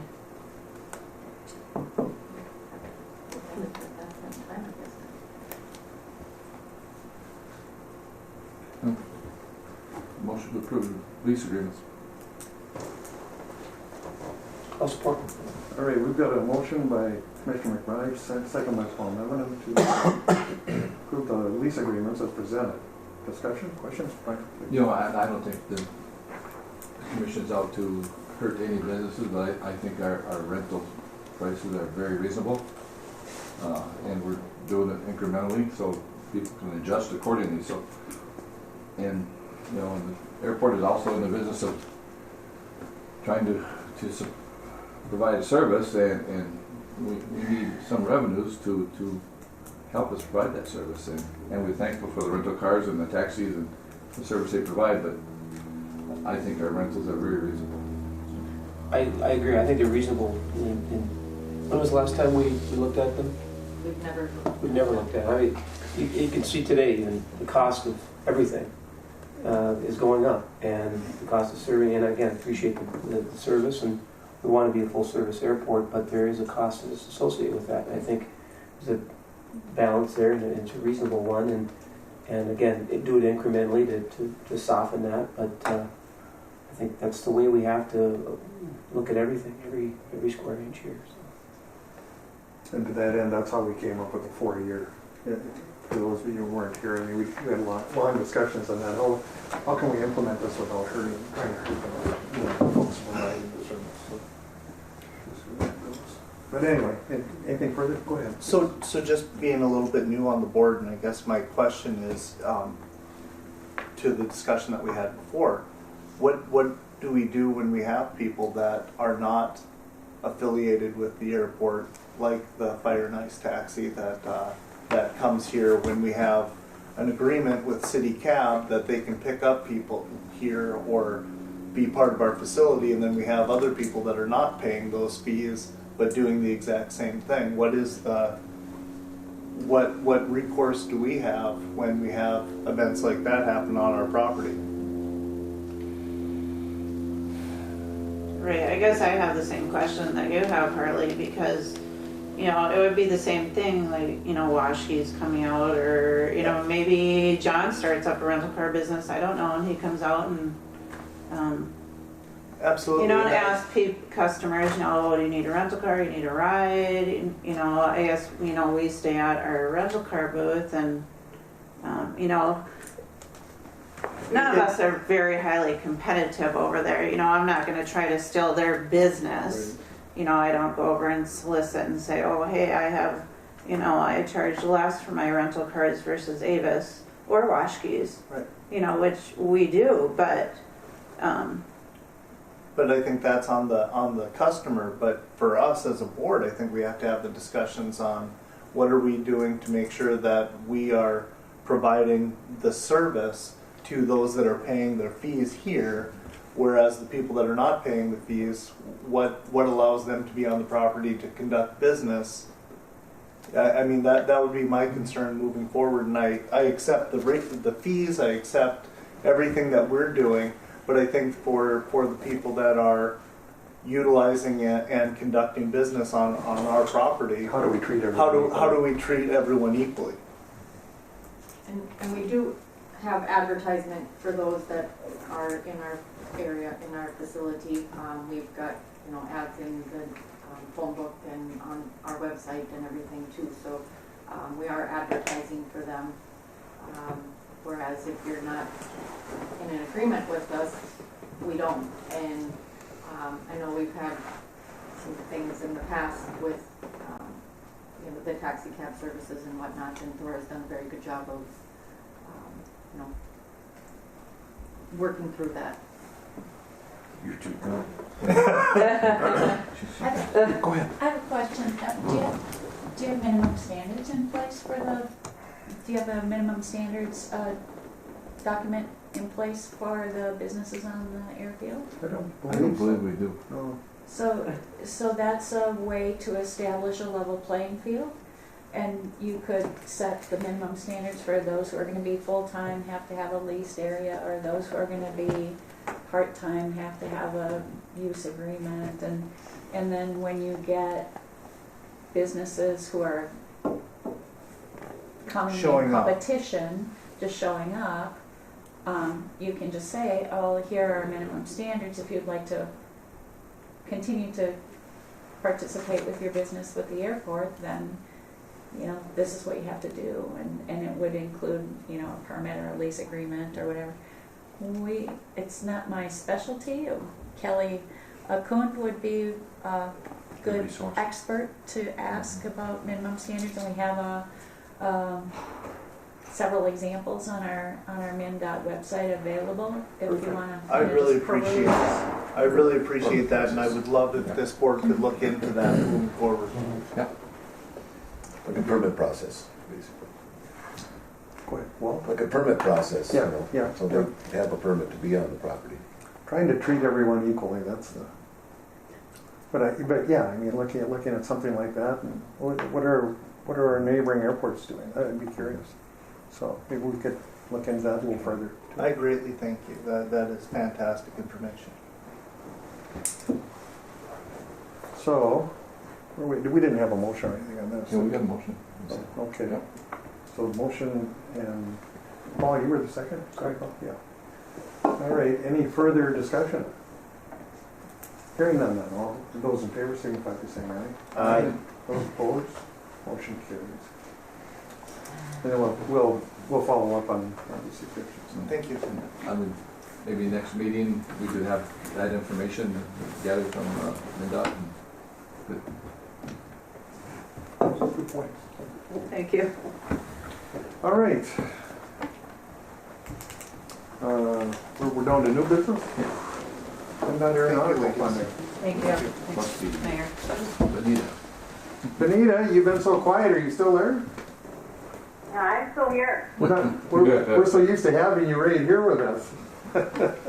I know. I know John's got it covered though with his crew up there. Okay. We're keeping an eye on him. By the way, I Benita, keep it sometimes. Sean ate all the donuts, just FYI. And he never gains any weight. I don't know how he does that. Well, anyway, welcome. Good to hear your voice. Thank you. Thank you. Aeronautical funding. Who's taking that one? Is that me? Yeah. Must be. Hi Benita, it's Kathy Vesley. You're our only expert. So. And Hi, Kathy. I didn't know you were there. yeah, surprise. They sent the boss. So And if I may, Kathy, I'm sorry, I think Casey Nowicki is also on the call as well, so I think Bob. and Casey on there? Yep, I'm here. Yeah, there we go. Welcome. Thanks. So mostly I'm here today to just answer your questions. But when Kyra and I were emailing back and forth a little bit yesterday to confirm, she suggested that maybe you would like some kind of funding overview. So I do have some handouts. I'm not really sure what depth of... Should I just kind of start out and then please feel free to ask questions as I go? So clearly we all know that the federal funds are critical for the airport, right? And so they bring the most money to our state. I have a handout, and there should be enough to share with the audience as well. So you can see that the federal funding that in the first slide in the upper left, the federal funding that comes to the state of Minnesota, it's based on a formula, and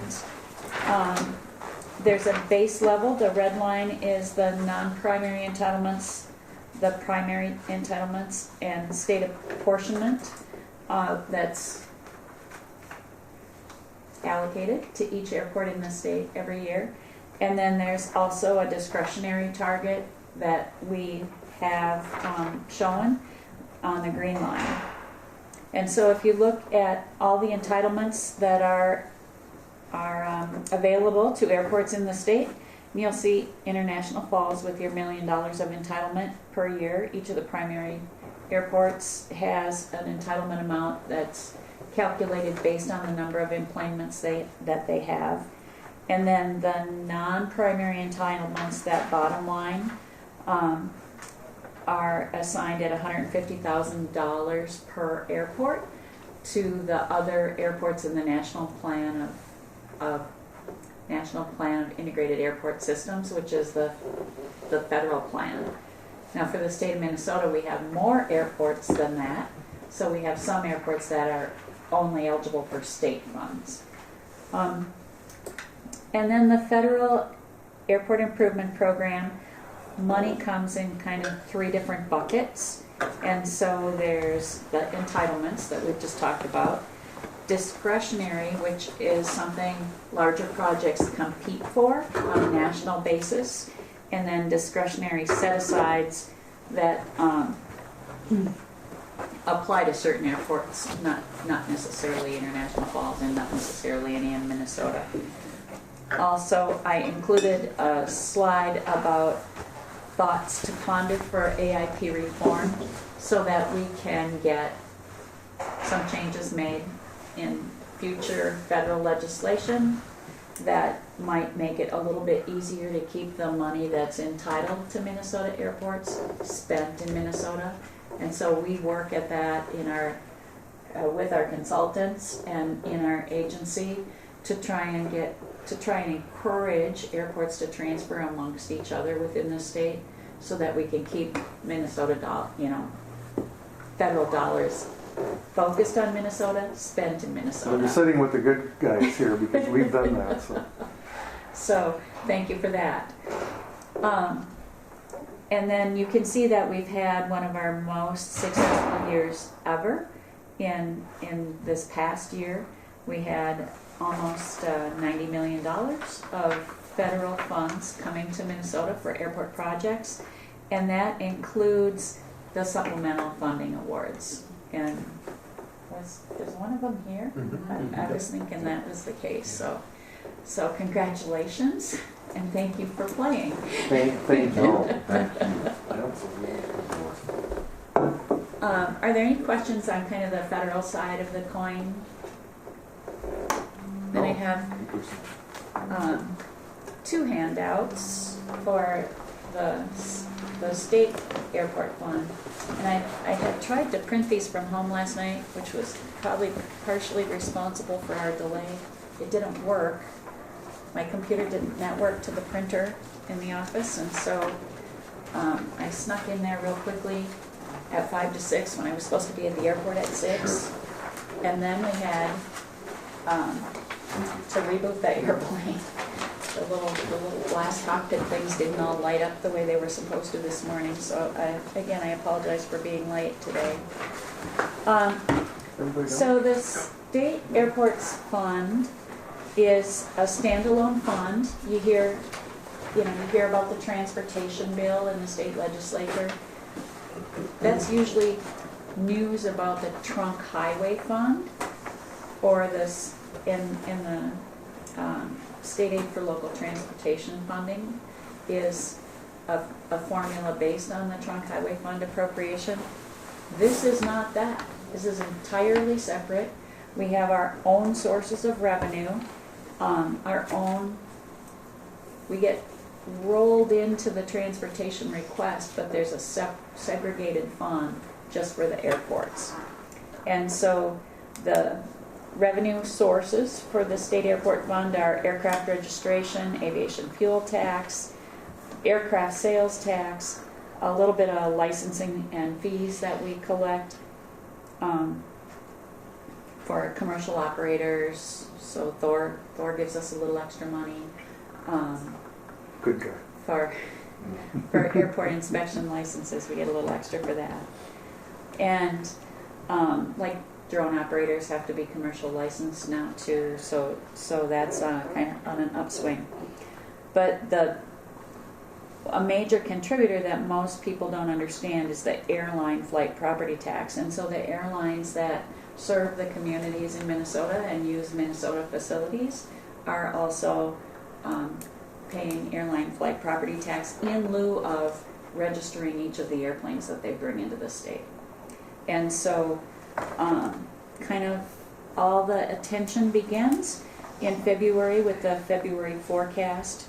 And so Minnesota Management and Budget and the Department of Revenue collaborate on two forecasts every year, one in February and one in November. And they're very public. And so they will forecast the state airport fund as one of their tasks.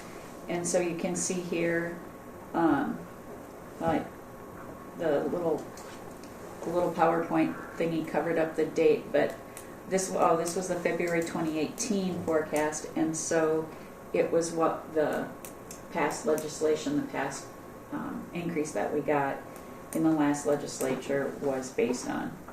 And then our 2018 tax collection, so what did we earn from all those various taxes that we collect? You can see that airline flight property tax is about 1/3 of the pot, and aircraft registration about 14%, fuel tax about 1/4, and sales tax about 1/4. And sales tax is really volatile. When the economy is good, the sales tax is good. When the economy is bad, the sales tax is bad. When we need the money the most, we aren't earning very much. What's very unusual about the state airport fund is the red remark in the 4th slide. We are guaranteed to have sufficient revenue to cover any level of appropriation because of the airline flight property tax. It's based on a formula, and basically that formula is the amount that the legislature appropriates. This past year it was $25 million for our fund, minus all the other revenue, equals what we levy to the airlines. And so if we have a big sales tax year and the appropriation is small and sales tax covers it, then the airlines would actually pay 0. and that, Yeah, shocking. but they're paying fuel tax too, but they're paying fuel tax at a discounted rate. And so we collect a lot more, we collect about $50 million of fuel tax a year, but we rebate all but about $6 million of it. So there's lots of nuance, lots of questions in the formula, and the Minnesota Council of Airports, of which I know you are a member, has been very active in putting together some proposals about improving our tax footprint. So it should be interesting to see what questions come to the legislature this year. The second page about the State Airports Fund is the one with the little map up in the upper left, and it kind of tells where our spending goes. And so where does the money go? Well, we have 133 airports in our system today, and so we do maintenance and operation grants for all of them except MSP, and we do capital projects at all of them. So we also have our MnDOT-owned navigation systems, and Cody, I'm excited to be here the same day as you because I have my Navigates guy with as my pilot today. Gotcha. And so he's actually up doing a heliport inspection right now, but I'd love to have the two of you meet. Okay. So that we can have a little after chat if we could do that. Mike Hartel is our new navigation systems coordinator. And then of course we have our own building and staff and our own operations and aircraft. And then we have our aviation programs for education and air service marketing. And so those are kind of our mission-specific expenditures. The appropriations for airport development and assistance, and you can see there's two different columns, and you're wondering, well, why are there two columns and the numbers are kind of the same in both? The first one is for the first year of the biennium, the 2020 fiscal year, which we're in right now. And the second column is for the 2021 fiscal year.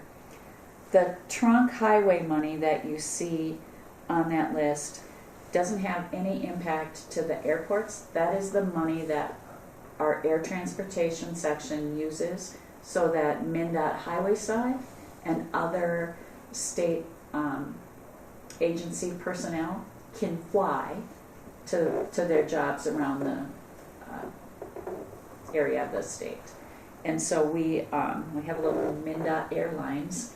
I call it that. We don't really call it that, but so state agencies can request flights. The governor requests flights. Legislatures can request flights, and then we have a chargeback program. But the trunk highway side is really our biggest user. Our building inspectors, our bridge inspectors, those folks that have statewide duties are our biggest customer. And then there's a little earmark for the Civil Air Patrol for the search and rescue and mapping, and sometimes we have them do some night flight lighting tests for us. So they're always looking for missions in addition to their own training mission, and so they have a little bit of funding out of our appropriation. We used to have that here, Thor. Yeah, that's correct. Sure. So for the line item of airport development and assistance, there's a further breakdown here. The development is the grants you're eligible for, and from the state side, and then the way our rates letter is currently structured, that includes our 5% match for the federal grants up to $400,000 in state funds, and then the money we spend on navigation systems, just keeping the lights on, costs.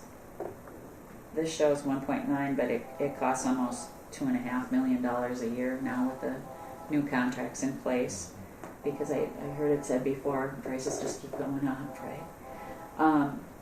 We have some IT projects that we need to do, and then the M&O grants. You know what, this this is actually the way the money was distributed, the by our finance office. And I didn't pay close enough attention. I should have corrected this slide. This was from somebody else's presentation. I just borrowed it real quickly for your information. We only really have $5 million out in M&O grants this year. And so that extra 3 is actually up in the airport development grants. So they have about 11 to spend in the new biennium. And then aeronautics operations. So these are the breakdowns for our building. Administrative support means staff. We have about 40 people on staff. You can see we have about $3 million. We figure if you just use round numbers, the state employees are about $100,000 a piece. And FAA folks are more expensive than that. And then our IT projects. So any questions on where we are spending our City and county officials are way below. Well, it depends on the county, I think. That's true. Right.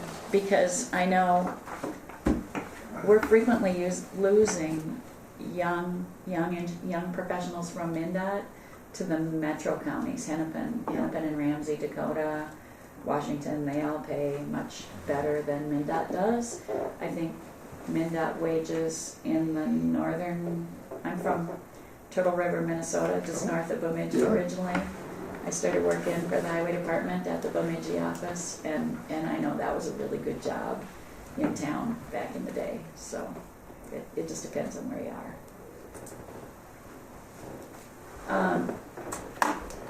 I understand that part of the reason I'm here is to talk about the bonding. And so I have 2 more pieces of paper that kind of say the same thing. One has a little arrow with a calendar map, and the other just has words. I printed these in you know what, I did that wrong, didn't I? Oh, that's my original. I just would like that back, thank you. So there's 2 different.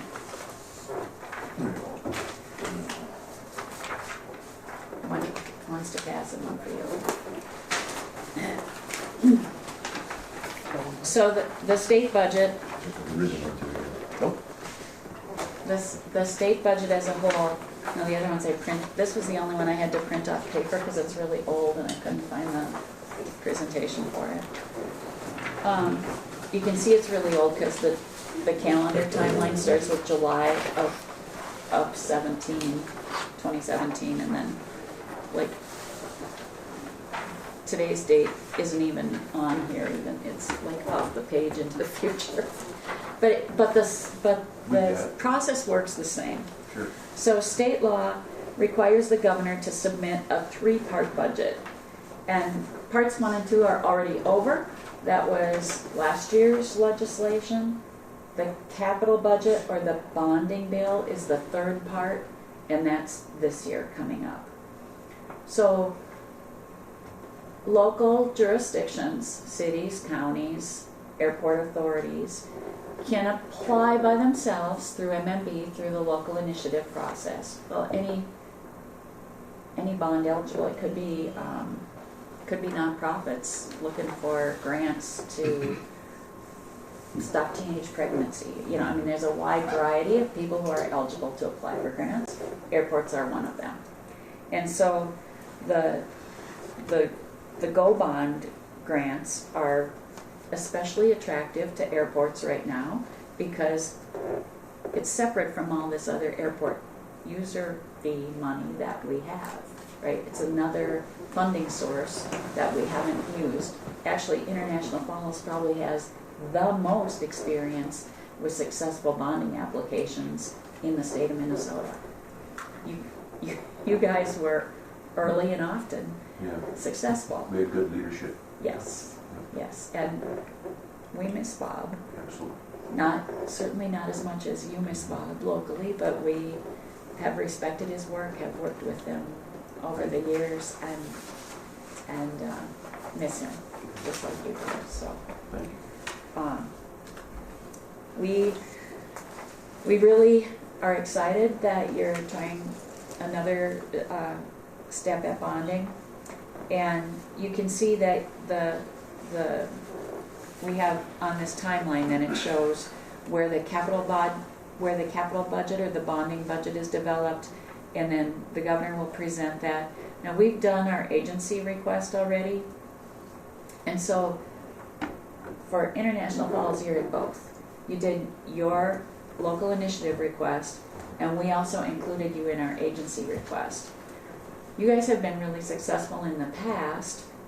We have not yet been successful with getting an airports program into the bond fund mix. We had one run at it, and then last year it was not carried forward because it was a capital or a regular budget year. And now this is our second run at it. And so we're hoping for those other airports that haven't done local initiative, we want to do a program for like non-runway pavements or buildings, because those are hard to reach on the FAA priority, and we just want to have more choices of funding types available for airports. I think I had the opportunity to attend the bond tour, so senators and representatives will go out and look at the different projects that are proposed. Were they here this year?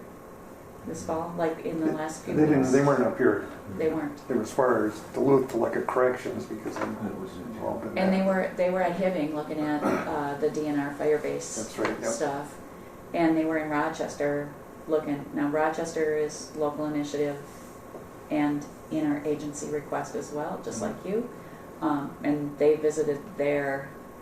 I had the opportunity to be there with the airport staff when the bond tour came to visit, and I was happy to hear from the legislators that they understand that airports need more money and understand that our needs are greater than our funding methodologies available. So I think it's hard for me to say what a real successful message is. Clearly, you need a new local spokesperson. I kind of made a list of speaking points that I wanted to hit on this. The bonding committee identified with Bob, right? His heart is all about International Falls. He cares about his community. He cares about the people in the region. He wants to do a good job for the citizens of the state of Minnesota. And so that type of spokesman is really needed. People are impressed when it's the mayor that comes to say, I'm representing my community, and you know, we have a need that serves all of Minnesota. We can also attend if you're invited. We aeronautics can also attend if you're invited to testify at a committee, and we have supported the marquee. We call our agency request includes the program piece. We're looking for some money for our nav aids modernization, as well as those non-runway pavements. And then we have a secondary set where we list the marquee projects that are important, and International Falls is clearly one of those. Generally, MnDOT is part of the executive branch, so we serve the governor. We support the governor's budget request. So we put our agency request in, not knowing if he's going to pick us or not. And if he picks us, then woohoo, we get to go testify in support of the governor's budget. It becomes the governor's budget. If he doesn't pick us, we have to sit quietly. We can't disagree with him. Or, you know, like Cassandra and I, and now Ryan, signed paper. We serve at the pleasure of the governor. So if we tick him off, we're out the door. You know, we're not going to do that. But so the commissioner clearly serves at the pleasure. All the assistant commissioners, the office directors, and the manager plan people are all serving at the pleasure of the governor. So once the governor decides, it should be in or out. Legislators still have the opportunity to add to the governor's proposal, subtract from the governor's proposal, completely have their own proposal. And of course the bond council gets involved with recommendations for that as well. The bond council is who actually examines the money and what they make the amount of the request. They make the determine about what the amount of the bonds that are sold should be. So Minnesota has a AAA bond rating. We get the lowest interest rate possible, and we can borrow the most money because of that.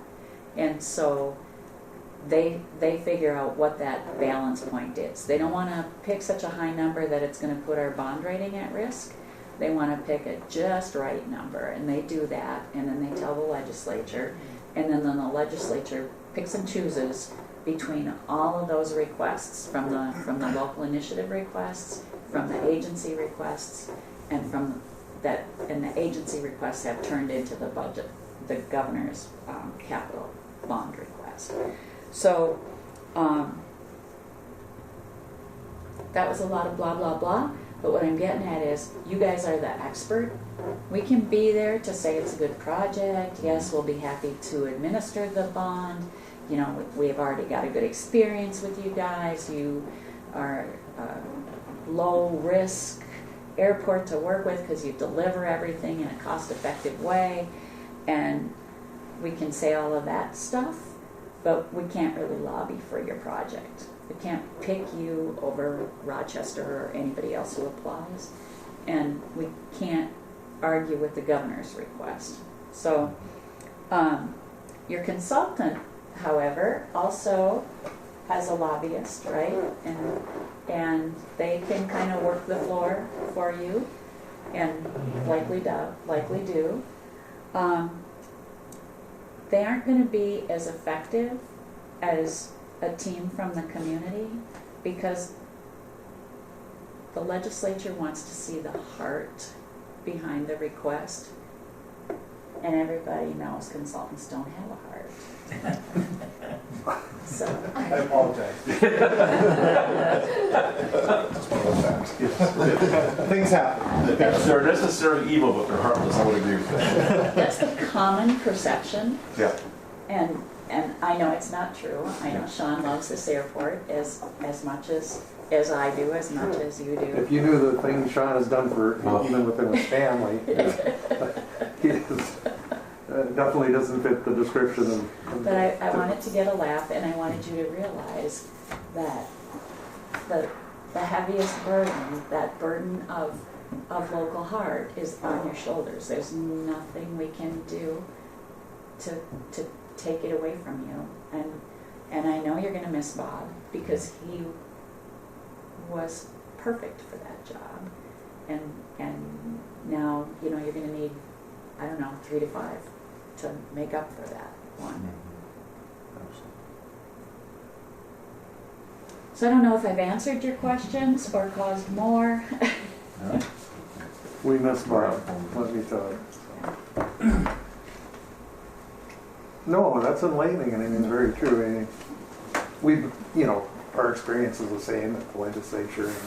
You really got to get to them on those subjects and make the best case you can, because there's 15 other people looking for the same type of thing when we go down there. So you got to make a case. And I think one advantage that rural communities have over the cities is that it's common for you to have coffee with your state representatives and senators in the morning. You'll bump into them at the store, or you'll be invited to the same social occasion, so you can maybe there's someone sitting right in this room, I don't know, but those conversations are really important, and highlighting your airport to those folks who represent you is really important. I don't know what else I have for you. I appreciate everything you've just said. I think that adds to what we're doing as an airport, as a community. I think just what you've given us to think about is fantastic. So thank you. I think it's really, I very much appreciate it. I think it's a tough message to convey to people, that to realize how much, how much goes on behind the scenes as far as those things you're talking about. Looking for the funding, talking with people, going to the meetings, the face-to-face time with the heart, the family, etc. Again, factually, and you shared it, is that the truth, the fact of the matter is that without Bob's efforts, we wouldn't be where we are today. Yeah. That's the truth. And this last funding cycle, as any situation, right? There's always some discussion. Well, why did you guys? And you kindly educated and said, well, if you go to the meetings, you treat these people well, and when they show up, you treat them like family. Guess what? It helps. It's part of the program, isn't it? It's life, right? Yeah. Be good to people. Yeah. Be nice, right? It works. Absolutely. Bob made a point to know everybody, and that's what a relation building, and he's an expert in it. I know just a little experience that we've had, when you go and you testify or whatever, there's either elation when you receive the bond, or if you don't, you just feel like you failed your community, and it's really tough on the person that goes on there and does that for the community, and you don't get the bond. It wears on you a little bit. Yeah. It's hard, and Bob was a professional at it, so. And there's so, just like our capital improvement program, we have $10 million of state funds to spend on $34 million of requests every year. Yeah. So there's always winners and losers. And I think the bonding ratio of requests to available funds is even higher. Yeah. So being successful is kind of a lottery ticket, but you can change your chances. It's important when you go that you be prepared, right? You not really understand the issue and what we're going to be talking about. So. And you have a good track record. I think that certainly helps. Yeah. All projects equal in the eyes of the presenters. Well, thank you for being here. Thank you very much. Well, thank you for having me. Appreciate you taking the time to come up. It was a pleasure, and we're getting a heliport inspection out of it at the same time. Which is wonderful. And Get back and run it. we get to meet the FAA. There you go. Triple bonus. Triple bonus. The infamous code.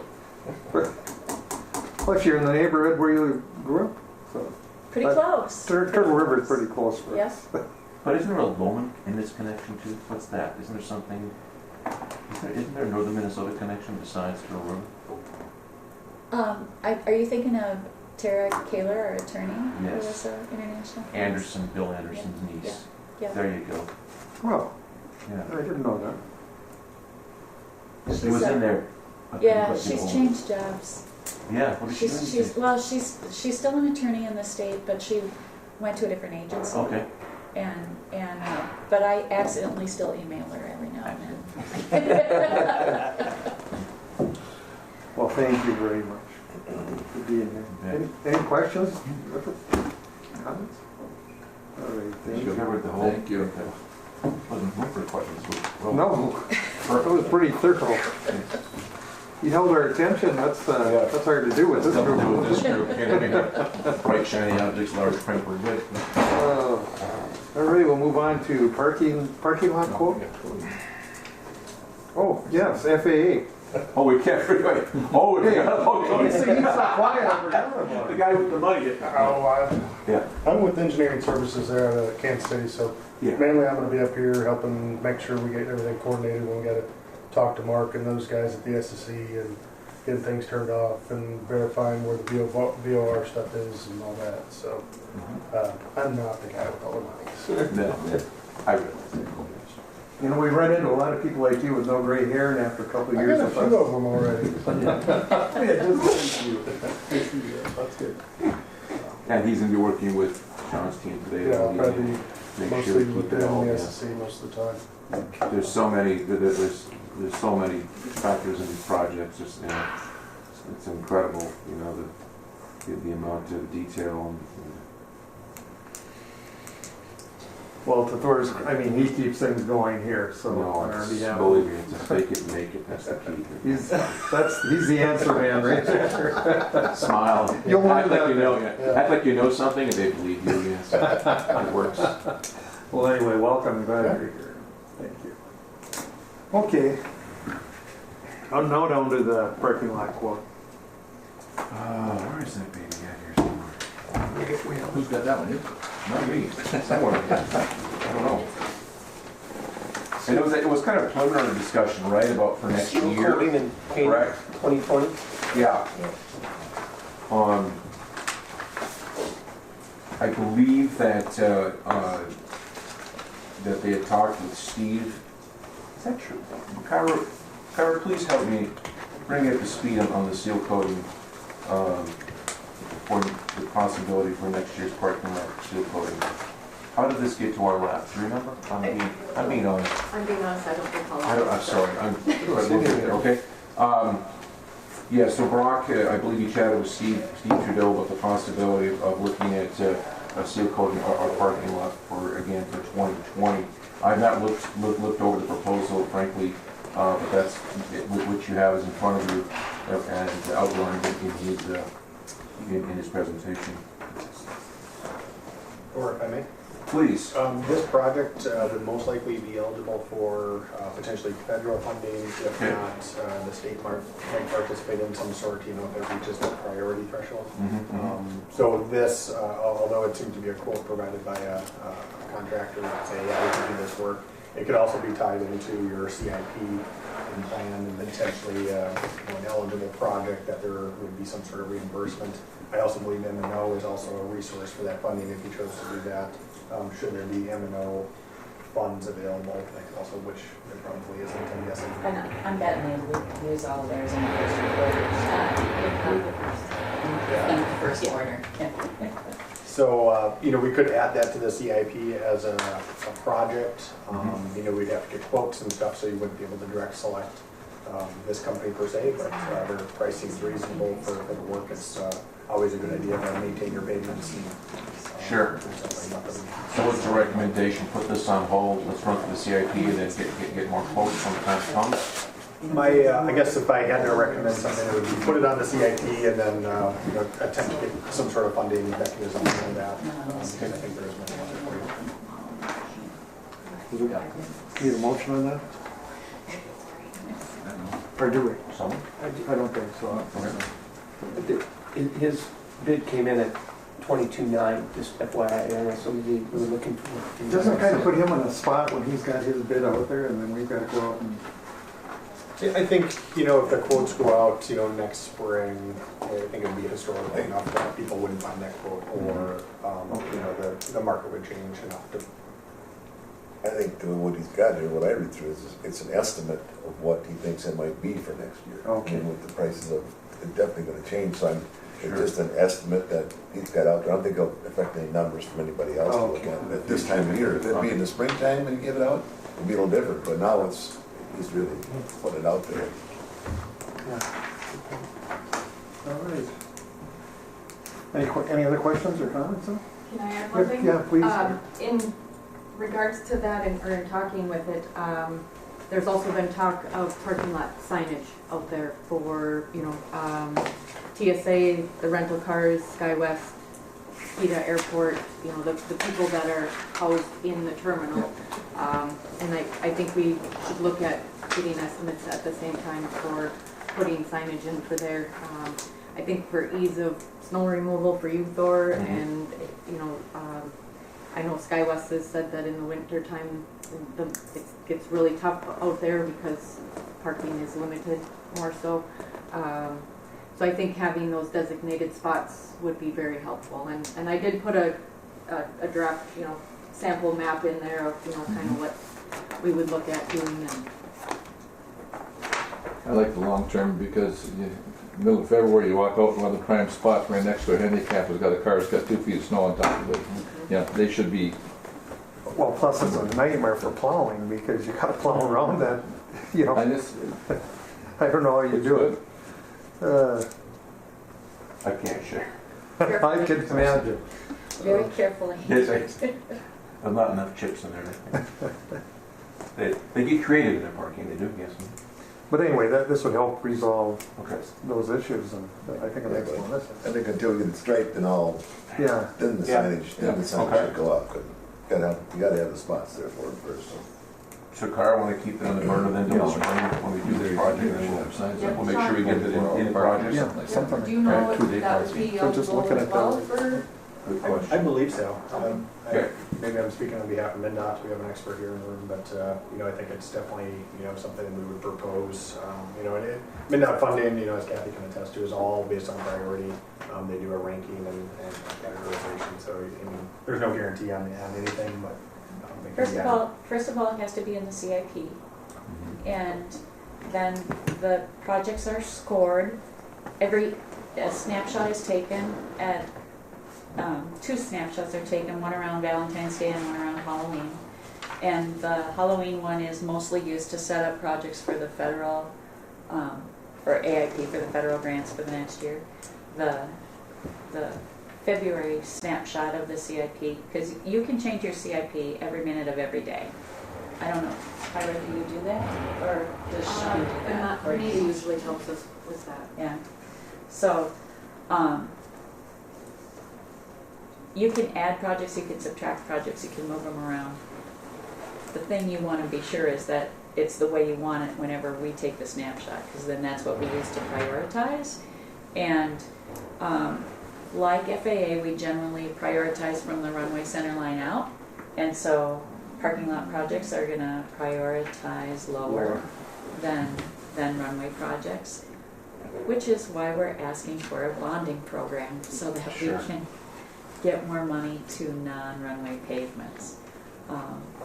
Even then, we're still going to prioritize taxiways and aprons before parking lots, before landside. But it just depends on the year and the other competition for funds. Now, this biennium, we've had an increase to our base, and we've chosen to put all of that increase in 2 areas. Our NAVAIDS modernization plan got $1 million bump, and the airport development grants got about a $3 million bump. Next biennium, we're going to take $1 million of that back from NAVAIDS and put it in the M&O. I was just telling Kyra that the M&O is going to go up for the fiscal years for the next round of grants. So this is 2021. It'll be 22, 23 that have the extra appropriation. Here again, that's if they give us our same base appropriation. Here again, I'm not really answering your questions. I've started to ramble a little bit. Was the question really about sign eligibility? I think that was in there. Yeah. Well covered. The parking lot for sure, and the striping of it would be eligible. I'm not sure if we would participate in rental car signs or not. I don't know that detail anymore. Sorry. Sorry. We can get to the bottom of it. That's a very detail. On an interim basis, would anything prohibit us, Commissioner McBride was just mentioning, just putting up our own type of sign at the end of this area is for, long-term parking only, etc. Because it is, I know what Thor goes through in the winter here. Just when we come out for meetings, it's just a hodgepodge of people, and you can tell they've been there for a month, and you continually have to work around them. No, I don't think we have any rules. Okay. I know we don't have any rules about signage on the parking lot. It wouldn't affect our eligibility. I mean, if we took something, okay, that's what. All right. Well, that's something we can look at then. Because it is a mess. You can even maybe work with your MnDOT sign shop to get the signs made. Mm-hmm. Yeah. They wouldn't have to necessarily drill them in the ground either, just something we can see on. Yeah, look freezing those. Yeah, up here for sure. Well, we appreciate that information. All right. All right, where are we at? Parking lot, anything there? Okay, and LASIK we dealt with. Manager's report. My report really was covered to the meeting. Just being prepared for the winter festivities, which is always challenging. Winter operations, of course, is a much more difficult endeavor than summer operations. Summer's easy, winter's is a 24/7, no complaints. Sliding into November, we always call it the November 10 Edmund Fitzgerald week. That's where we've generally moved up by November 10. Up to that point, we've had a significant snow amount and used all the equipment. So, we have a little bit of prep at this time. Doing some Look out the window. exactly right now there. No, you know, Kyra and I plan on going deer hunting, so just be quiet about that snow. Sure.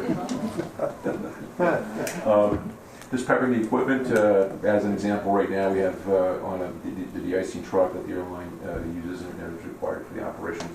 Has 3 burner system in it. One of the burners is not behaving, and so we're tackling that project today and this week. And so, but other than that, no, just thankful for the day and keep pushing on. And thank you for putting up here. You too, Cody. Thank you. It's a true partnership. I mean, Thor's operation makes us successful also. It's a win-win. So, believe me, it's all team. By the way, when we left Redmond, Oregon on Saturday morning, Yes. they had the de-icer out and had to de-ice the plane before it could take off. It's so cold out there, yeah. I saw that on a map. Yeah, they had to de-ice it. Oof. Coming our way, no doubt. Yeah. All right. Thank you. Thank you, Thor. Secretary's report. Kyra? Employments in the packets. There's one for both SkyWest and Sun Country in there. Employments are down a little bit last month, but we're still way ahead of last year. In terms of marketing, I am still working with Sarah Smith on drafting our flyer. Hope to have it completed here soon by the end of the week. I do have just a sample one here if anyone wants to take a look at it. I wasn't able to print it correctly yesterday or this morning, so I just have the one copy that's available. But once we have that finalized, then we will move forward with the printing, and that'll be our special discussion of 500 for being printed to start with. So that's that. Then also I was contacted by the Times Printing for advertisement in their Ontario Vacation Guide. Last year the commission did a triple ad, which is a 2x3 ad, and I did put a sample in the packets. It's a very small ad. There was a lot of words on there, so it was a little bit hard to read. This year, I don't know the commission's thoughts on it, but I would maybe recommend bumping that up to a 1/4-page ad to get us a little bit more space in there, and it just looks a little bit better as well. The prices are in Canadian, so I'm guessing the US price would be right around $1,100 for that particular ad. And we do have those additional funds available in our marketing budget, so it would be good utilization, I think. Well, Kyra is the other reason we've been successful, and I can't thank her enough. I mean, she's really grown into this position, and we count on her great. So I tend to take her recommendations myself. So, which is the motion? Okay, we've got a motion. Second. Second to okay the recommendation. Any discussion or questions? I'll just go ahead. Kyra, do we request a copy of that when it's done? You know, the flyer and everything was done so we can see our ad? And Sure. do we get that? Yeah. I'd really like to see what it looks like. Well, it's just, if you look at the partial map distribution list, in Chicago outdoor sports shows is included in that, but you can see the depth of, the reach of this thing. It's going, from Winnipeg to Red Lake, Nestor Falls, and then look at all the different resorts. So it's a big reach. That's good. That is a target area, that's for sure. So. All right, any questions, comments? Hearing none. All those in favor signify by saying aye. Aye. Aye. Opposed? Motion carries. Thank you, Kyra. Anything else? In terms of the airport artwork, we met last month and kind of reviewed some of the artwork. We're still kind of looking at it, but I'll be working on notifying those who submitted proposals and confirming which pieces of art they will be submitting, and then we'll move forward with that. Was there anything Member Buller painted and put up, or? I don't know, maybe we're still waiting on He's it. kind of artistic. It almost have to be a stick man, maybe. I think you're better likely to get, And that's amazing. probably get brownies first. Chainsaw. Then the last piece I have is the airport credit card was found in Bob's office, and so I'm just wondering how the commission would like to have that, if I just keep it in the admin office with my stuff. I know Thor also has a credit card too, but how the commission wants to handle that. Who's authorized to use and sign that, Nathan? This is Bob and myself. Yes. Yeah. Yep, So it was Bob and Thor, right? correct. So that one may need to be redone for, or, Yeah, I would have to look yeah. further into it on that, so, and maybe just have a general airport card or, you know, how we want to do that. You haven't found those extra charges yet? We're good. Very good, very good. Well, so anyway, Vegas. for now, does anyone have any objection to just the way it is? I think it's fine. You've got one and you've got one, Thor? I do. Okay, so we know where to find Only Thor can it. sign them. Pardon? But only Thor can sign these. But, and to be clear though, the vast majority of work on those things is required because we're using it for ordering supplies, equipment, filters, etc. Anything airport related, so rarely do we actually physically sign, we just need. Right, and I have been authorized in the past to order things on Amazon or Right. certain things like that as well, so. Well, I'm certainly fine with that. The commission, obviously, we do our very best to buy locally as much as we can, but obviously there's many things we cannot purchase locally, so we go with them. We deal with that at the county too. Yeah. Sure, the city does. All right, thank you, Claire. Yep, and that's all I have. All right. Kara, if I may? Yes. One item about the entitlement transfer with the Midgie. Oh, Yes, man, that's thank you. important. On that. I've got that written down. Yeah, I do too, it's right there, star front and center, call it, please. I don't know, Kara, I'm if you so want thankful. to share the background, or do you want me to? Go ahead, sure, that's great. Yeah, go ahead, Sean. So years back, you know, as Kathy indicated, you know, airports like International Falls get entitlement funding from the FAA. Sometimes it's in airport's best interest to give that money to another airport for their project, and then they pay you back at a certain time. Bemidji borrowed some money years back, and they need to pay International Falls back.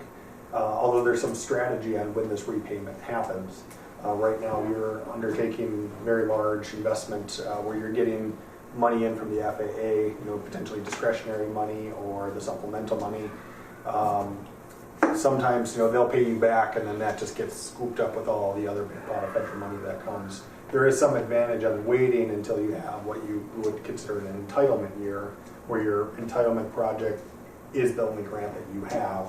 That way, you know, it's your entitlement plus the money that's transferred in. So with the supplemental grant, I think we're all trying to figure out exactly how that grant structure is going to work. That'll be a topic of discussion at tomorrow's meeting.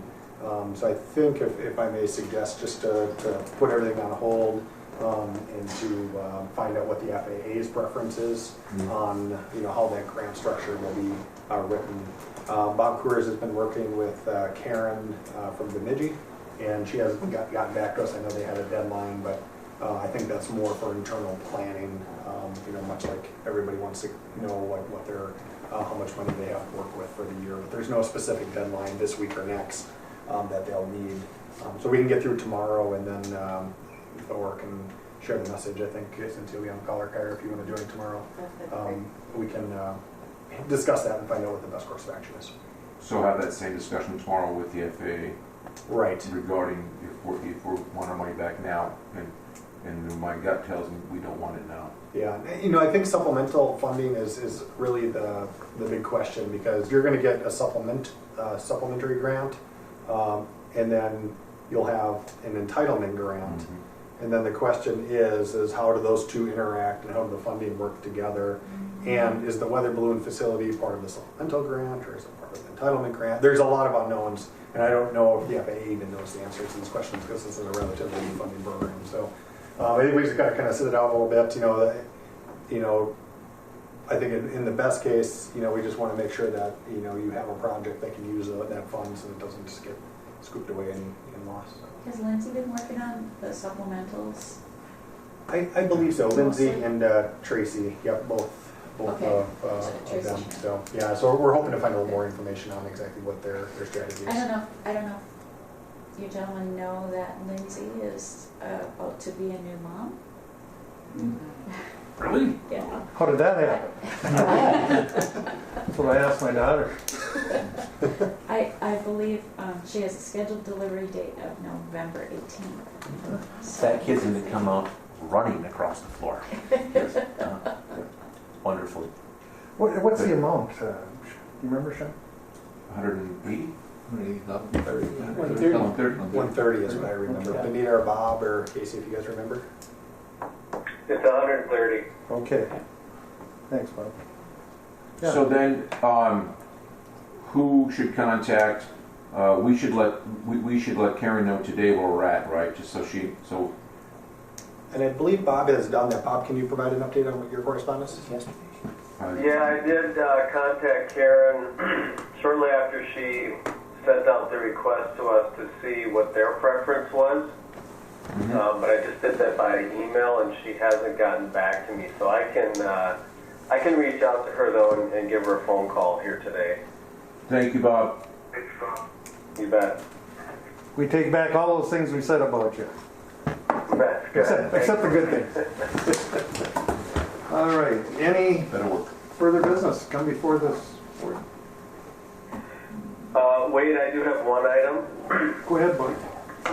I sent you and Kyra and Thor some videos that we are ready to release on social media regarding the terminal project. And I showed you, at the last commission meeting, we showed you a portion of that that was with Bob.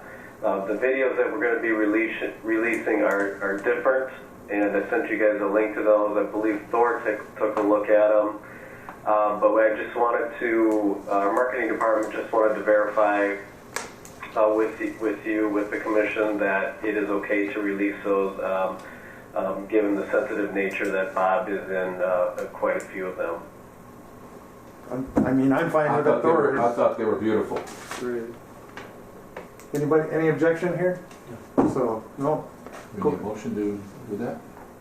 I don't think so, do we?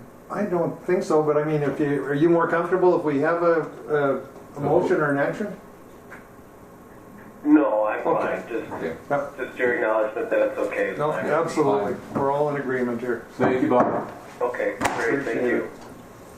Okay. Perfect. Any other business?